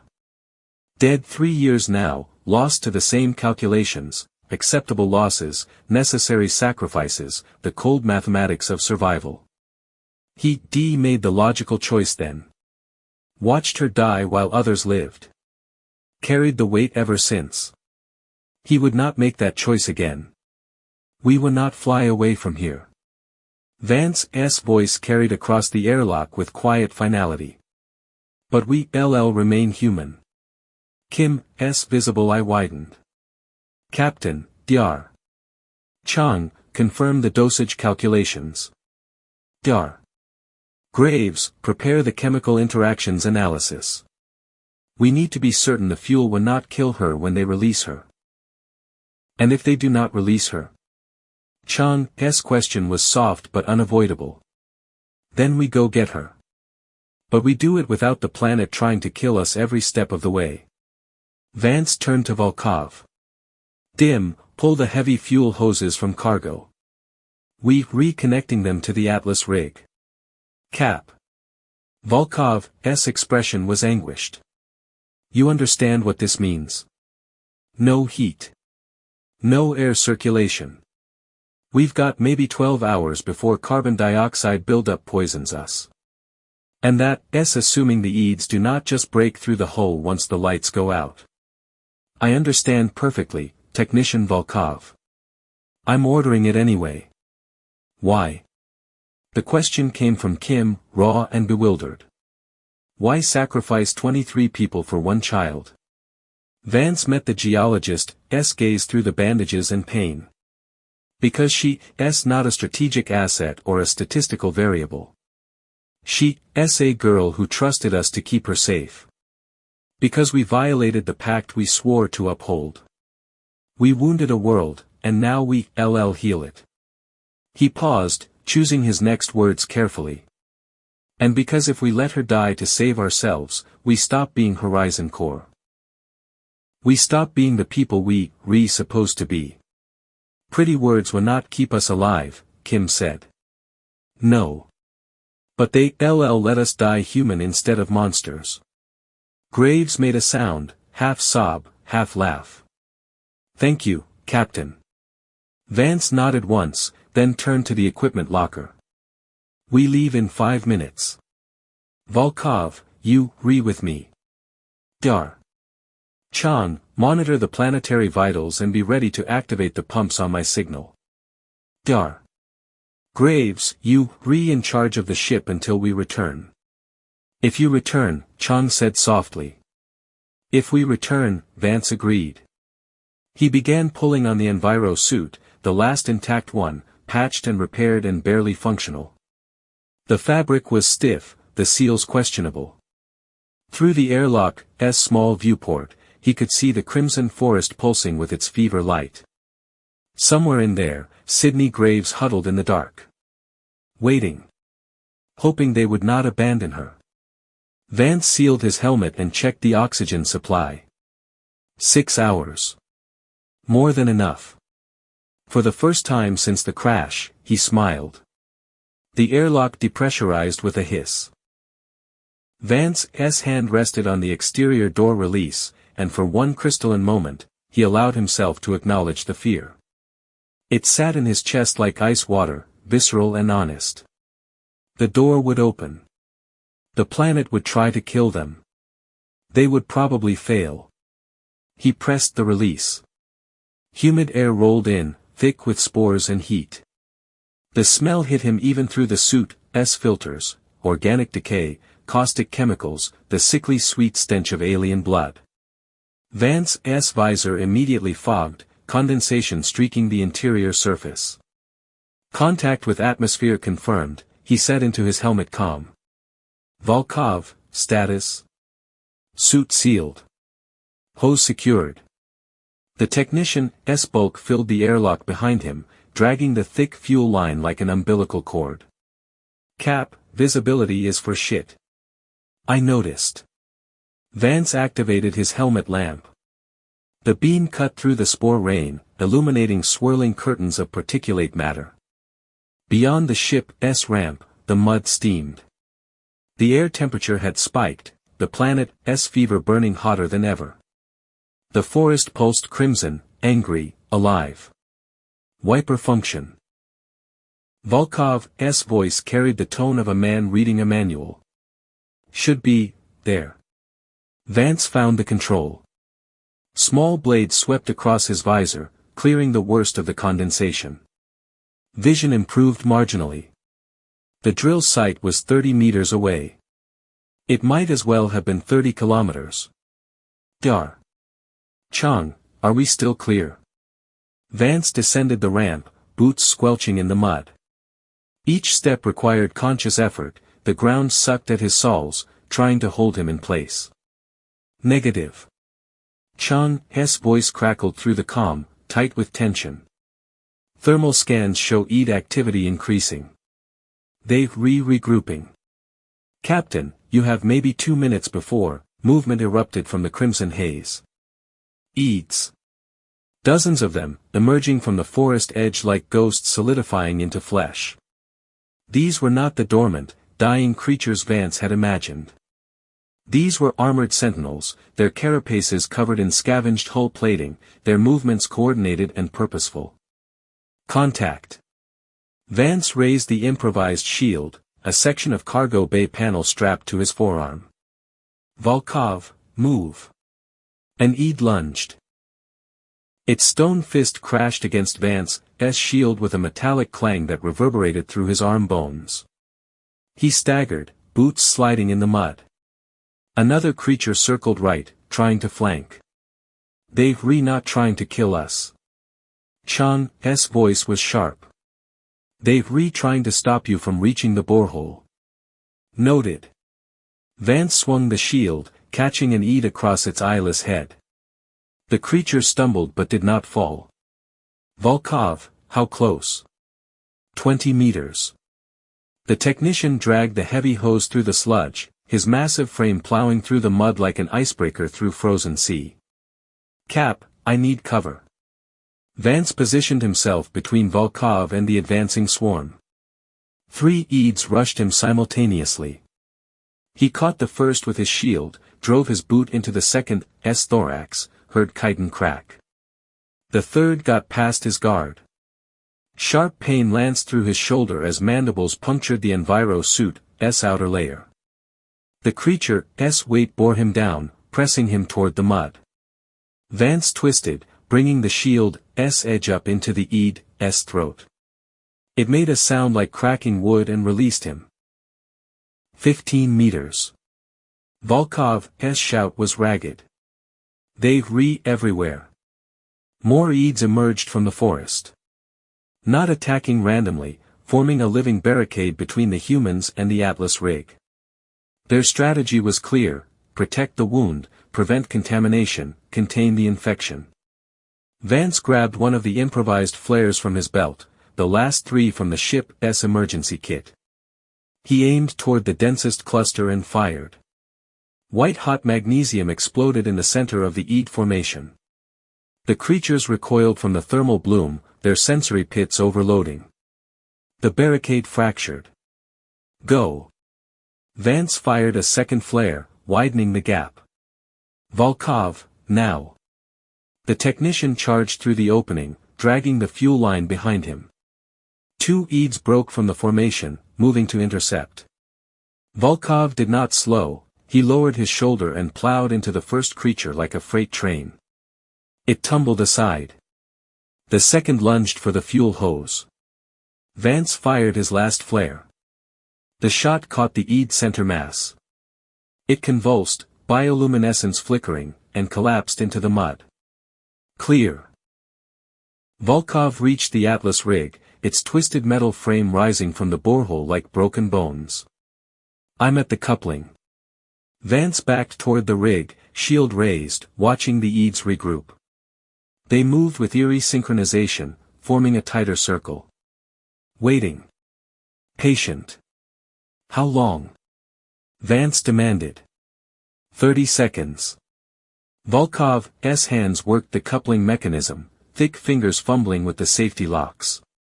These connectors are covered in biomass, I have to clear them first. An Eid broke from the formation.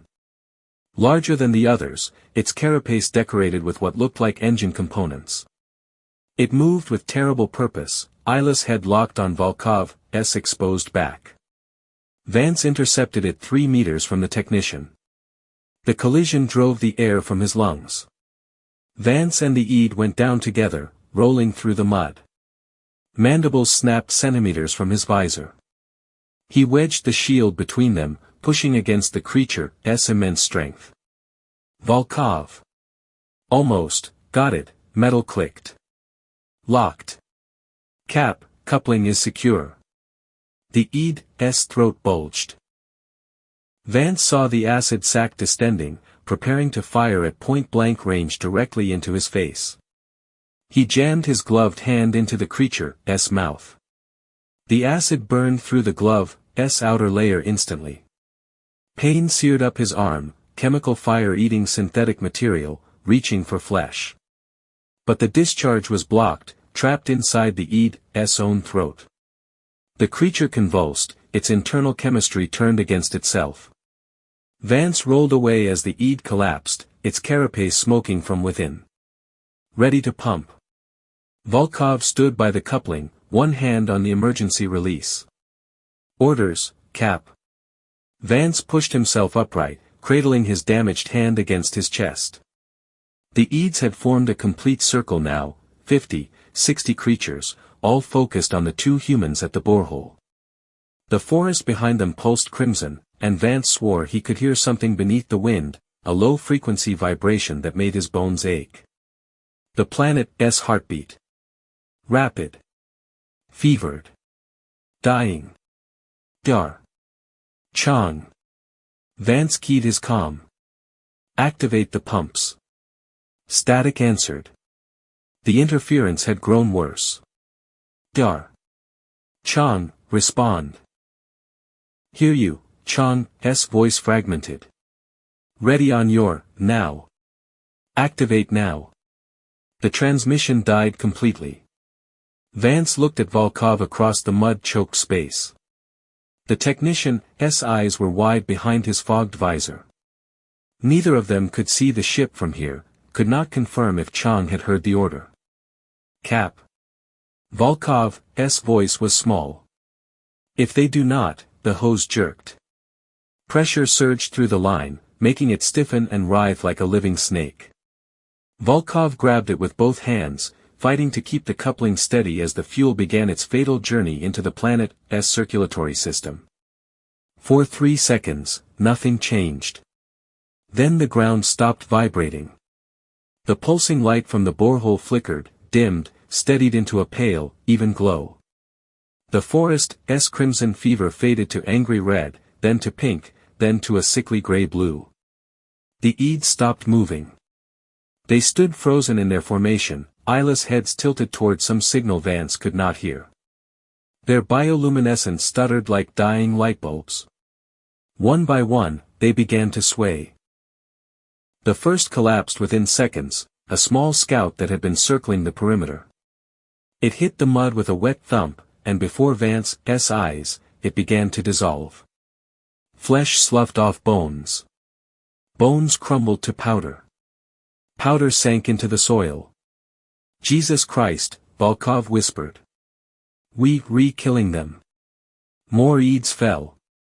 The large sentinel that had nearly killed Vance toppled forward, its armored carapace, decorated with pieces of the surveyor's hull, cracking like pottery. The creature looked at him with its eyeless face one final time before crumbling to dust. The surveyor's logo was visible on the hull fragment until the very end. We re-stopping the infection, Vance said, but the words tasted like ash. The hose continued to pulse. The fuel flowed, precious, irreplaceable, their only chance at survival, draining into the alien Earth. Around them, the Eid swarm dissolved into component molecules, their cellular cohesion destroyed by the chemical sedative flooding through the planet's veins. The silence grew absolute. No insects. No wind. No distant animal calls. The forest had stopped breathing. "Tank's empty," Volkov said quietly. The hose went slack in his hands. The last drops of fuel disappeared into the borehole, and the blue glow faded completely. Darkness rushed in to fill the void. Behind them, the surveyor's exterior lights flickered once, twice, then died. The hum of generators, so constant Vance had stopped noticing it, cut off with sudden finality. "Cap." Volkov's voice trembled. "The ship." "I know." They stood in the mud, in the dying light, surrounded by the dissolving corpses of an alien immune system they depoisoned. The planet lay silent around them, not peaceful, but dead. They healed the wound by killing the patient. Vance's helmet radio crackled. "Captain." Chang's voice, distant and static, washed. "Captain Vance, respond." "Chang." "Report." Thermal scans show planetary biosigns crashing across all sectors. The EEDs are gone. The forest is dormant. "It worked, Captain." "The sedation worked." "And Sydney?" Silence stretched. Vance's chest tightened. "We re-scanning the coordinates where they took her. The lymph node structure is collapsing. Breaking down." "Captain, I do not," Chang's voice broke. "I'm not detecting movement. But I'm also not detecting power readings from the ship. Life support is offline. We have approximately 6 hours before carbon dioxide poisoning or hypothermia kills us." "Understood." "Orders, sir."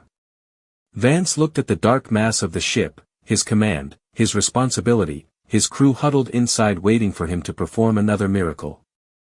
Beyond it, the gray forest stretched in every direction. Dead. Still. Silent as a grave. They saved the girl. Maybe. They healed the wound. Definitely. And in doing so, they condemned themselves to death in the dark. The Horizon Corps motto echoed in his mind, to understand, not to conquer. They understood. Finally. Too late. "We go get Sydney," Vance said. "Volkov, bring the emergency lights and the last thermal scanner. We search until we find her or not search anymore. And then? Then we return to the ship and wait." "For what?" Volkov's question was quiet, already knowing the answer. Vance did not respond. He turned toward the silent forest, toward the lymph node 300 meters northwest where a girl waited in the dark, and began to walk. Behind him, the surveyor stood cold and lifeless against the alien sky. They had become the antibiotic. And antibiotics, by definition, were consumed in the process of the cure. The search had failed. Vance sat on the bridge floor, back against the cold bulkhead, staring at nothing. His enviro suit lay discarded near the airlock, torn, acid-scarred, useless. They spent 2 hours in the dying forest, following the thermal scanner's guttering signal toward the lymph node coordinates. 2 hours stumbling through gray silence, through dissolving EED corpses, through a landscape they killed with their cure. The lymph node had been empty. Collapsing.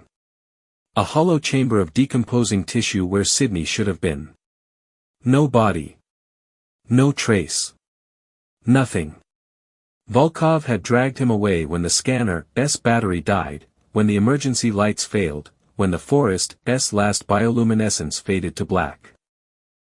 They stumbled through absolute darkness, feeling their way along the fuel hose like a lifeline, arriving at the ship minutes before the airlocks sealed themselves, biomass clogging the mechanisms, the planet's dying immune system making one final, futile attempt to contain the infection. Now they waited to freeze. The cold came in waves, each colder than the last. Frost crept across the bridge viewport, crystalline fingers spreading through the darkness. Vance's breath condensed in clouds, visible, persistent, a reminder of mortality with every exhalation. The temperature had dropped to -15 an hour ago. Now the thermometer was useless, its display dark and dead. Around him, the crew huddled beneath thermal blankets salvaged from the emergency lockers.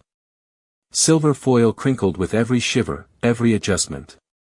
The sound was unnaturally loud in the silence, no hum of life support, no whisper of air circulation, no electronic pulse of a living ship. The surveyor had become a coffin, and they were the corpses waiting to finish dying. He made his choice. Saved the planet. Healed the wound. Lost the girl. Condemned his crew. The mathematics were simple, 23 lives gambled for one girl, and he lost both. The pact honored over survival. Principles preserved while people froze and Sydney dissolved into alien tissue somewhere in the dark. Captain. Chang's voice was barely audible, muffled by the thermal blanket wrapped around her head. Even in the dark, even freezing, her posture remained elegant. You did everything you could. The search was pointless. Vance's voice was flat, dead. She was already gone. The lymph node was empty because there was nothing left to process. We were too late. You do not know, I know the planet's immune system is efficient, Dr. Chang. I know biological analysis does not leave remains. His gray-blue eyes remained fixed on the viewport, on the alien darkness beyond. I know I traded our survival for a corpse. Chang had no response to the truth. A sound drew Vance's attention, soft, rhythmic, broken. Graves. The zoologist was curled on the deck plates near the helm, thermal blanket bunched around his thin frame. He rocked forward and back, movements mechanical and endless.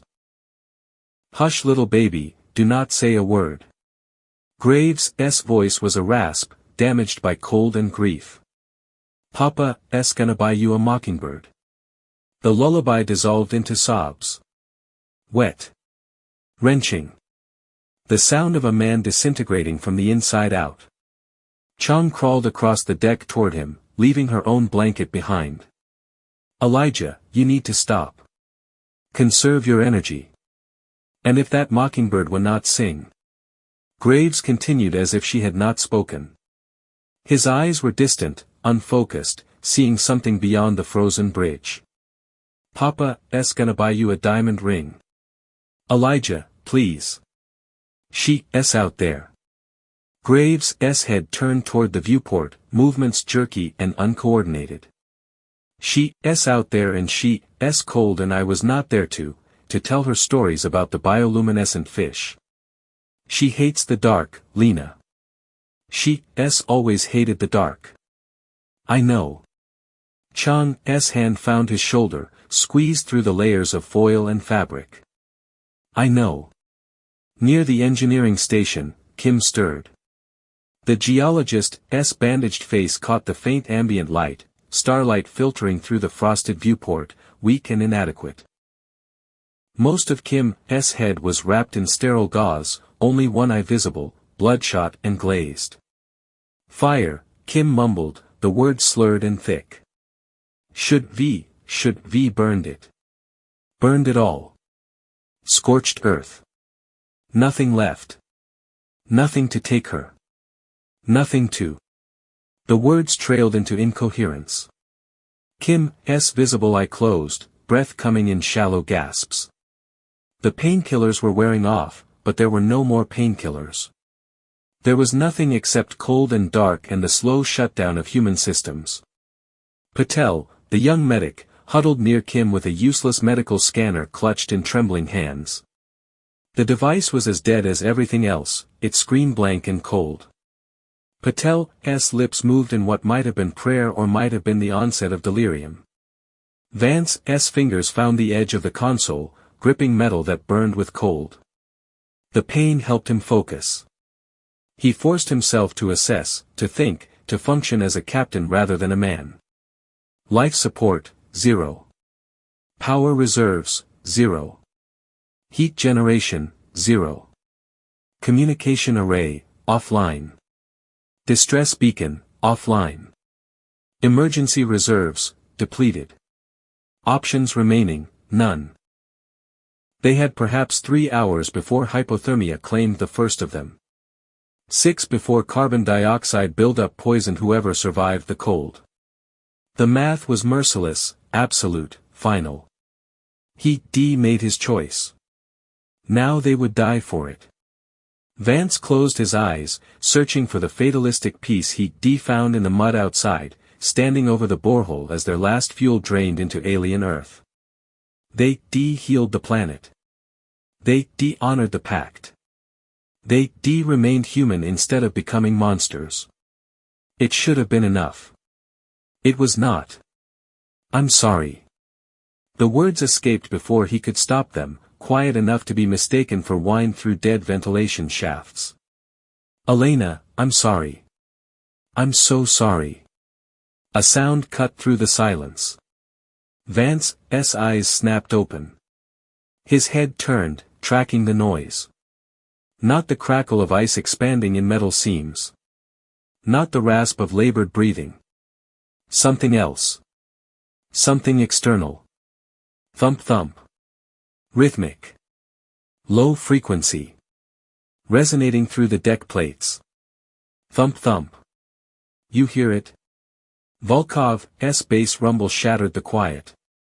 The technician pushed himself upright, thermal blanket falling away. Cap, you hear it? Everyone quiet. Vance's command carried enough force to penetrate even Graves' grief fugue. The zoologist's rocking stopped. Kim's mumbling ceased. The bridge fell into absolute silence. Thump thump. Thump thump. The vibration traveled through Vance's boots, up through his spine, resonating in his chest cavity. It was not mechanical. Machines did not pulse. Machines did not have rhythm that matched his heart. It matched his heartbeat. Seismic activity. Chang was on her feet, moving toward the dead geology console. An aftershock from the drilling? No. Volkov's thick fingers danced across the engineering station, trying to coax life from dead systems. No, the pattern's wrong. Seismic events do not have regular intervals. This is. His voice dropped to a whisper.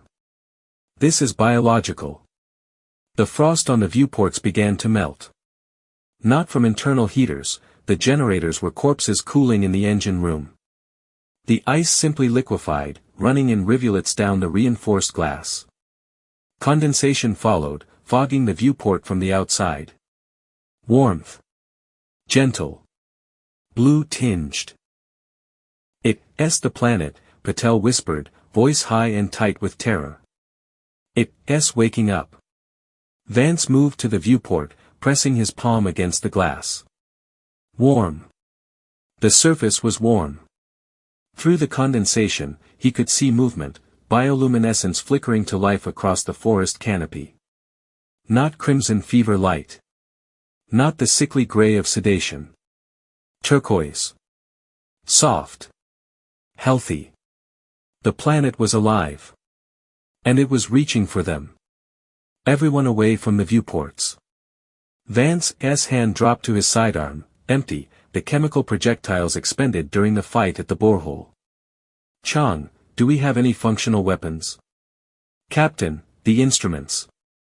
Volkov's voice carried a strange note, not fear, but wonder. Cap, the life support indicator just lit up. Impossible. The systems were dead.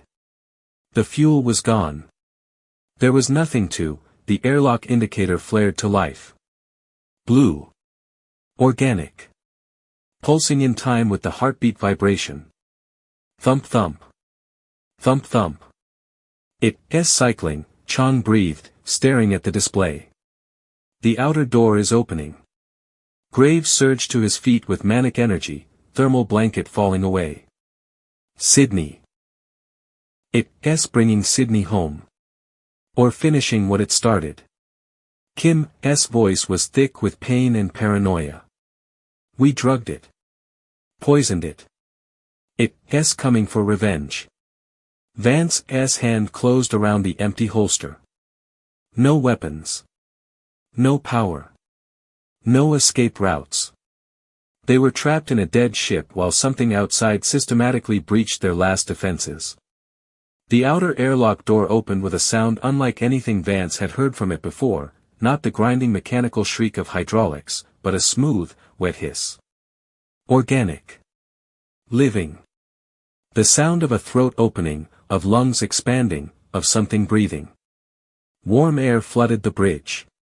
Humid. Tropical.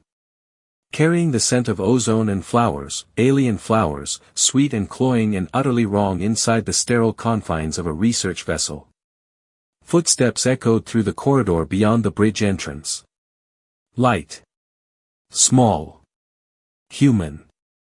Weapons, Vance ordered, voice cutting through the paralysis. Anything.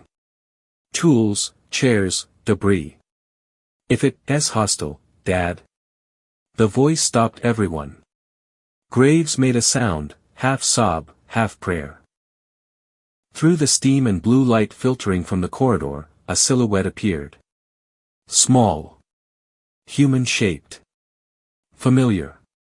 Sydney stepped onto the bridge. She was alive. Unharmed. Her clothes were torn and mud-stained, her hair disheveled, but she was whole. She clutched her stuffed rabbit against her chest with one hand, the toy's synthetic fur matted and damp. But she had changed. Beneath her pale skin, a network of veins glowed faint blue, pulsing in synchronization with the heartbeat thrumming through the ship. The light was subtle, visible only when she moved through shadow, but unmistakable. Her eyes, warm brown, the same eyes she'd inherited from her father, held something ancient and vast, as if she'd seen things human minds were not designed to process. Sydney. Graves stumbled forward, arms outstretched. Oh God, Sydney, I thought, he collided with her, wrapping his thin arms around her shoulders, pulling her against his chest. His sobs were incoherent, broken. Sydney hugged him, and where her hands touched his back, warmth radiated through the frozen fabric of his shirt. I'm okay, Dad. Her voice carried a slight harmonic distortion, as if two people were speaking in perfect unison. It's okay. It does not hurt anymore. Vance moved closer, every instinct screaming threat assessment. Sydney, what happened? How did you escape? The girl turned toward him, and for a moment, Vance saw something inhuman flicker behind her eyes, vast, old, patient. Then it was gone, and she was 15 again, tired and scared and trying to be brave. I did not escape, Captain. Sydney's free hand pressed against her father's chest, over his heart. He let me go. He understands now. You helped him sleep. You stopped the pain. The inflammation is gone. Chung stepped forward, her elegant features sharp with scientific curiosity despite exhaustion. Sydney, who is he? Eidolon. Sydney spoke the name with reverence. The planet. The organism. He's not an ecosystem, Dr. Chang. He's a person. One massive, ancient consciousness. And we hurt him. We drilled into him. Made him bleed. Made him fight us like an infection. The heartbeat vibration grew stronger. The ship groaned around them, not metal failing, but something else. Something organic responding to stimulus. But you cured the fever, Sydney continued, her glowing veins pulsing brighter. You gave him medicine even though it cost you everything. He felt it. Understood the sacrifice. And now. Her lips curved into a smile that was equal parts human child and alien vastness. Now he wants to repay the debt. The corridor behind her erupted with movement. Vines exploded through the airlock, thick, pulsing tendrils wrapped in bioluminescent membranes. They moved with purpose, flowing across the deck plates like water finding channels. Blue light cast dancing shadows across the frozen bridge. Contact. Volkov grabbed a wrench from his tool belt, backing toward the viewport. Cap, we being boarded. Kim screamed, raw, primal, the sound of a man whose fear had finally broken his mind. The geologist tried to run, stumbled, fell against the helm console. The vines ignored him. They flowed past Kim's thrashing form, past Patel's frozen crouch, past Chang's defensive stance. They moved toward the dead consoles, toward the darkened viewports, toward the breached hull sections visible through emergency bulkheads. And they began to build. Vance watched, paralyzed by the impossibility, as a vine wrapped around a severed power conduit. The organic matter did not crush the metal, it fused with it. Cellular material infiltrated the wiring, creating connections that pulsed with blue energy. The conduit lit up, power flowing through biological circuits. Do not be afraid. Sydney's voice cut through the chaos, calm and certain. It's not an attack. It's a transfusion. Another vine reached the cracked viewport, spreading across the damaged surface like living sealant. The fracture lines disappeared beneath layers of translucent biomass, stronger than the original reinforced glass. Warmer. Breathing. The cold retreated. Vance felt it like a physical pressure lifting, the bone-deep chill that had been killing them by degrees simply evaporated. Humid warmth flooded the bridge, tropical and alive. His breath no longer condensed. The frost evaporated from every surface, leaving wet streaks where ice crystals had been. It's repairing us, Chang whispered, her scientific mind wrestling with impossibility. The planet is repairing the ship. Not repairing. Sydney placed her small hand against the nearest pulsing vine. The bioluminescence intensified where she touched it, spreading outward in ripples. Healing. There's a difference. Graves held his daughter's shoulders, torn between relief and terror. Sydney, what did they do to you? What are you? I'm still me, Dad. She turned, pressing her glowing palm against his cheek. But I'm also connected. He let me inside his mind. Showed me what he is. What we did. What we can be. The lymph node, Chang said, pieces falling into place. They did not dissect you. They interfaced with you. Used you as a translator between silicon organic and carbon-based consciousness. He needed to understand. Sydney's voice carried harmonics that raised the hair on Vance's neck. Human biology. Human intention. Why we would wound him without provocation. And I showed him. The crash. The cold. The desperation. The choice to heal rather than destroy. The vines continued their work, spreading through the ship like antibodies through a healing wound. Vance could hear them moving through the walls, wet sounds, organic sounds, the sound of flesh knitting and muscles contracting. The surveyor was being consumed by the planet it had wounded. Or saved by it. Captain. Volkov's voice carried from the corridor, distant and distorted by acoustics that had changed. Captain, you need to see the engine room. Now. Vance descended through the ship on trembling legs, following the trail of bioluminescence that now lined every corridor. The metal grating beneath his boots was warm, yielding slightly with each step. Not soft, the structural integrity remained, but alive. Responsive. The ship was becoming something new. Sydney walked beside him, one small hand in her father's grip, the other trailing along the pulsing walls.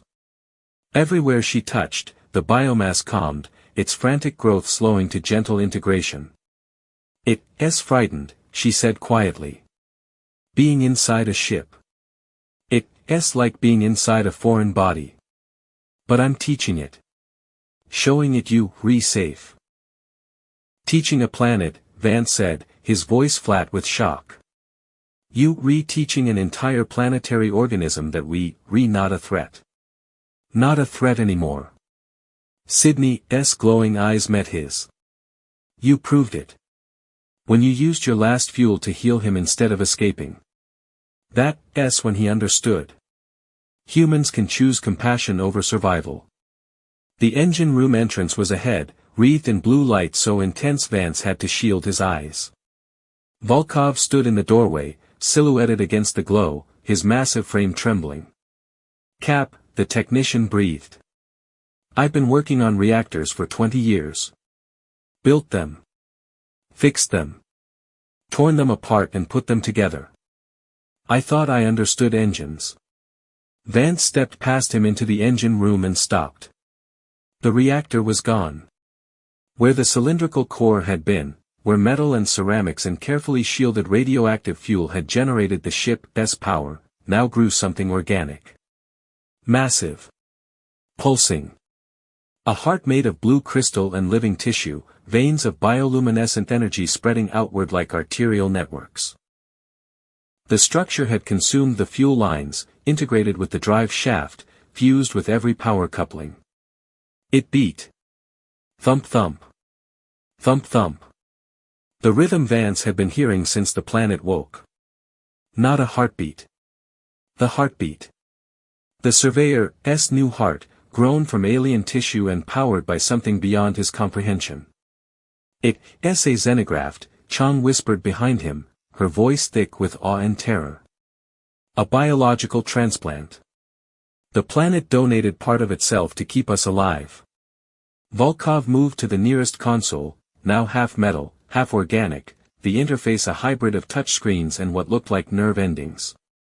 His thick fingers hovered over the controls, not quite touching. The power output is. Cap, the readings do not make sense. This thing is generating more energy than our reactor could at full capacity.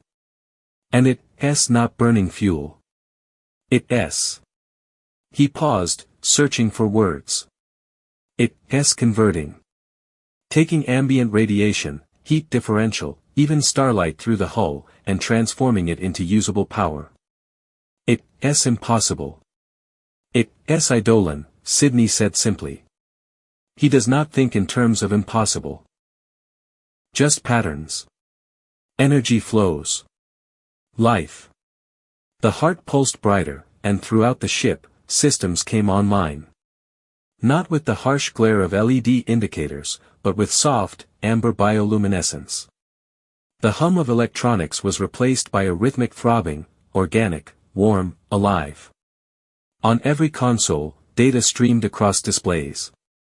But the format was wrong. Binary code mixed with organic patterns, fractals and spirals that shifted like living things. The ship's computer systems were interfacing with biological processors, creating a hybrid intelligence neither fully machine nor fully plant. The Surveyor is not a ship anymore, Vance said, his voice barely audible over the heartbeat thunder. It's a symbiote. Yes. Sydney's hand found his, her small fingers warm and pulsing with internal light. You came to heal wounded worlds, Captain. And when you wounded this one, instead of destroying you, he chose to heal the thing you loved most. Your ship. Your crew. Your mission. The biomass was everywhere now, lining the walls, integrating with damaged systems, sealing breaches from the crash landing. Where circuitry had failed, neural pathways grew. Where hull plating had cracked, organic armor strengthened the gaps. The Surveyor was being rebuilt from the inside out, transformed into something unprecedented. We no longer invaders, Chang said softly, her elegant fingers tracing the pattern of veins along a bulkhead. We've been integrated. Accepted. We part of Eidolon's immune system now. Symbiotic organisms.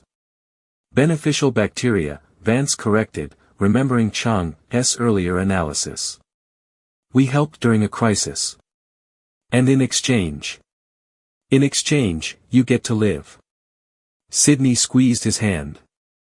And more than live. He's giving you what you need to continue the mission. To heal other worlds. Because he understands now. The Horizon Core. The Pact. the choice to understand rather than conquer. The ship shuddered, not with damage, but with awakening. Vance felt it in his bones, in his chest, in the synchronization between his heartbeat and the massive organ pulsing in the engine room. The surveyor was waking up. And it was hungry. Sydney. Vance's grip tightened on her hand. Can it fly? The girl smiled, and in her eyes, Vance saw the vast consciousness of an ancient planet looking through her. Yes, Captain. He can fly. And he wants to take you home. The bridge had transformed. Vance stood at the entrance, staring at what had once been the cold, sterile command center of a scientific research vessel. Now bioluminescent moss covered every surface, soft and warm, pulsing in rhythm with the heartbeat thrumming through the deck. The pilot's chair had been consumed by the growth, not destroyed, but integrated. Reshaped. Made organic. Sit, Captain. Sydney's voice carried gentle insistence. He's waiting. Vance approached the chair slowly, every instinct screaming warnings his rational mind could not articulate. This was wrong. Alien. Unnatural. Ships were metal and circuitry, not flesh and blood. But the metal ship was dead. This living ship was their only chance. He sat. The moss molded itself to his body instantly, conforming to every curve of his spine, cradling him with perfect ergonomic precision. Warm. Supportive. The sensation was unsettling and comforting in equal measure. Then the connection hit. Vance gasped, spine arcing involuntarily as something vast and foreign crashed into his consciousness. Not telepathy, interface. Biological integration.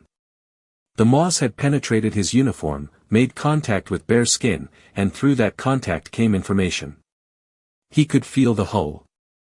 Not see it on a damage report, but feel it, pressure on sections 7 and 9 where the vines had reinforced cracked plating, warmth along the port side where biomass sealed a breach, the pleasant stretch of structural integrity as organic support strengthened critical junctions.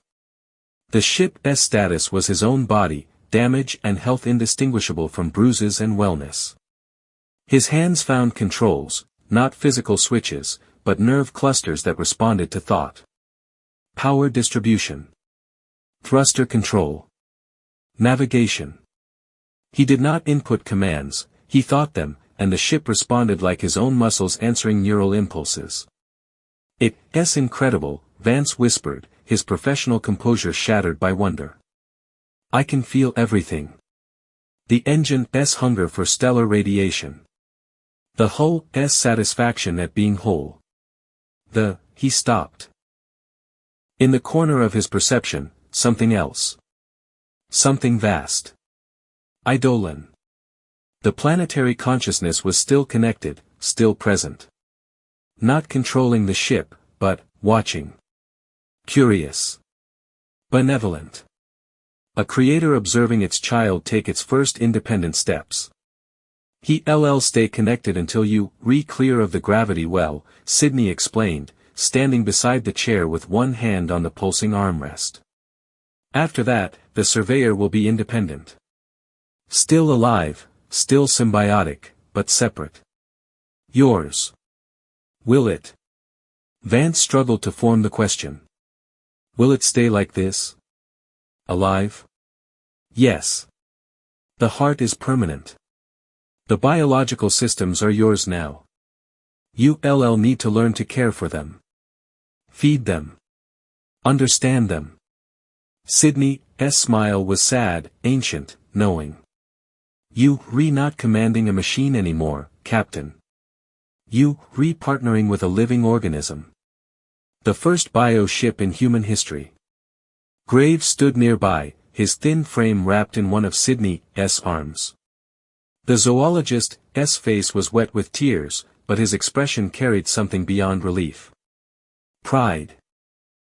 His daughter had become a bridge between species, between silicon and carbon, between understanding and fear. Take us home, Sydney said softly. He's ready. And so are you. Vance closed his eyes, took a breath, and thought of the sky. The response was immediate. Outside the viewport, the ground began to retreat.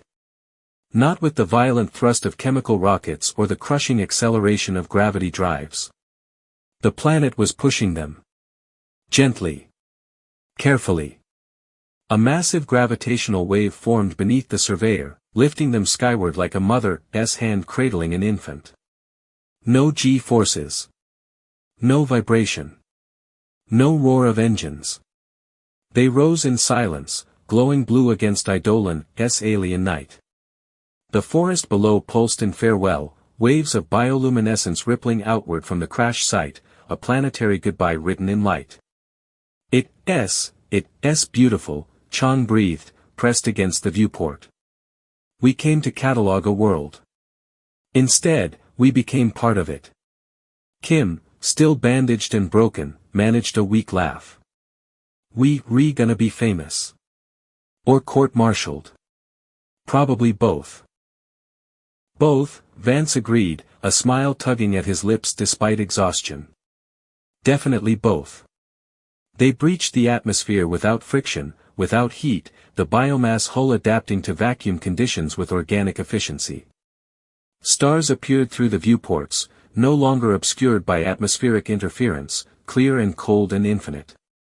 The surveyor hung in orbital space, pulsing with rhythmic light. Through the interface connection, Vance felt the ship's contentment. It was home. Space was home. And they were ready to travel. Captain. Volkov's voice interrupted the moment. The technician stood at the engineering console, scratching his gray beard, his face a mixture of bewilderment and something approaching panic. We need to discuss something. What is it, Volkov? Structural problems? No, the structure's fine. Better than fine. We at 300% power efficiency, and the FTL drive is spooling up on its own. We could jump right now if you wanted. Volkov gestured helplessly at the hybrid console. But Cap, there's a problem. Vance felt his smile fade. Tell me. I'm a technician, Alex. Volkov's thick fingers drummed against the organic interface, producing wet sounds instead of metallic taps. I spent 20 years learning to fix machines. Reactors. Engines. Systems I could tear apart and rebuild with a wrench and swearing. But this. He gestured at the pulsing walls, at the biomechanical fusion of ship and organism. This is alive. It needs food. Rest. Care. And I have no idea what to feed it. The absurdity of the situation crashed into Vance's exhaustion-numbed mind. They survived a crash landing, wounded a living planet, been besieged by an alien immune system, sacrificed their fuel to heal the world that was killing them, and been saved by biological integration. And now they were stranded in space with a living ship and no instruction manual. What does it eat? Vance directed the question at Sydney. The girl tilted her head, consulting something beyond human perception. Stellar radiation. Cosmic dust. Trace organic compounds in asteroid fields. It's very efficient. But Captain. Her glowing eyes sparkled with amusement. The Horizon Core does not issue fuel vouchers for space dust. Volkov threw his hands up in exasperation. Cap, I'm an engineer, not a veterinarian. How am I supposed to maintain something that digests starlight? The laughter started small, a quiet chuckle from Chang, a snort from Graves. Then it spread, uncontrollable, sweeping through the exhausted crew like wildfire. Kim laughed until tears streamed from his unbandaged eye. Patel doubled over, clutching their sides.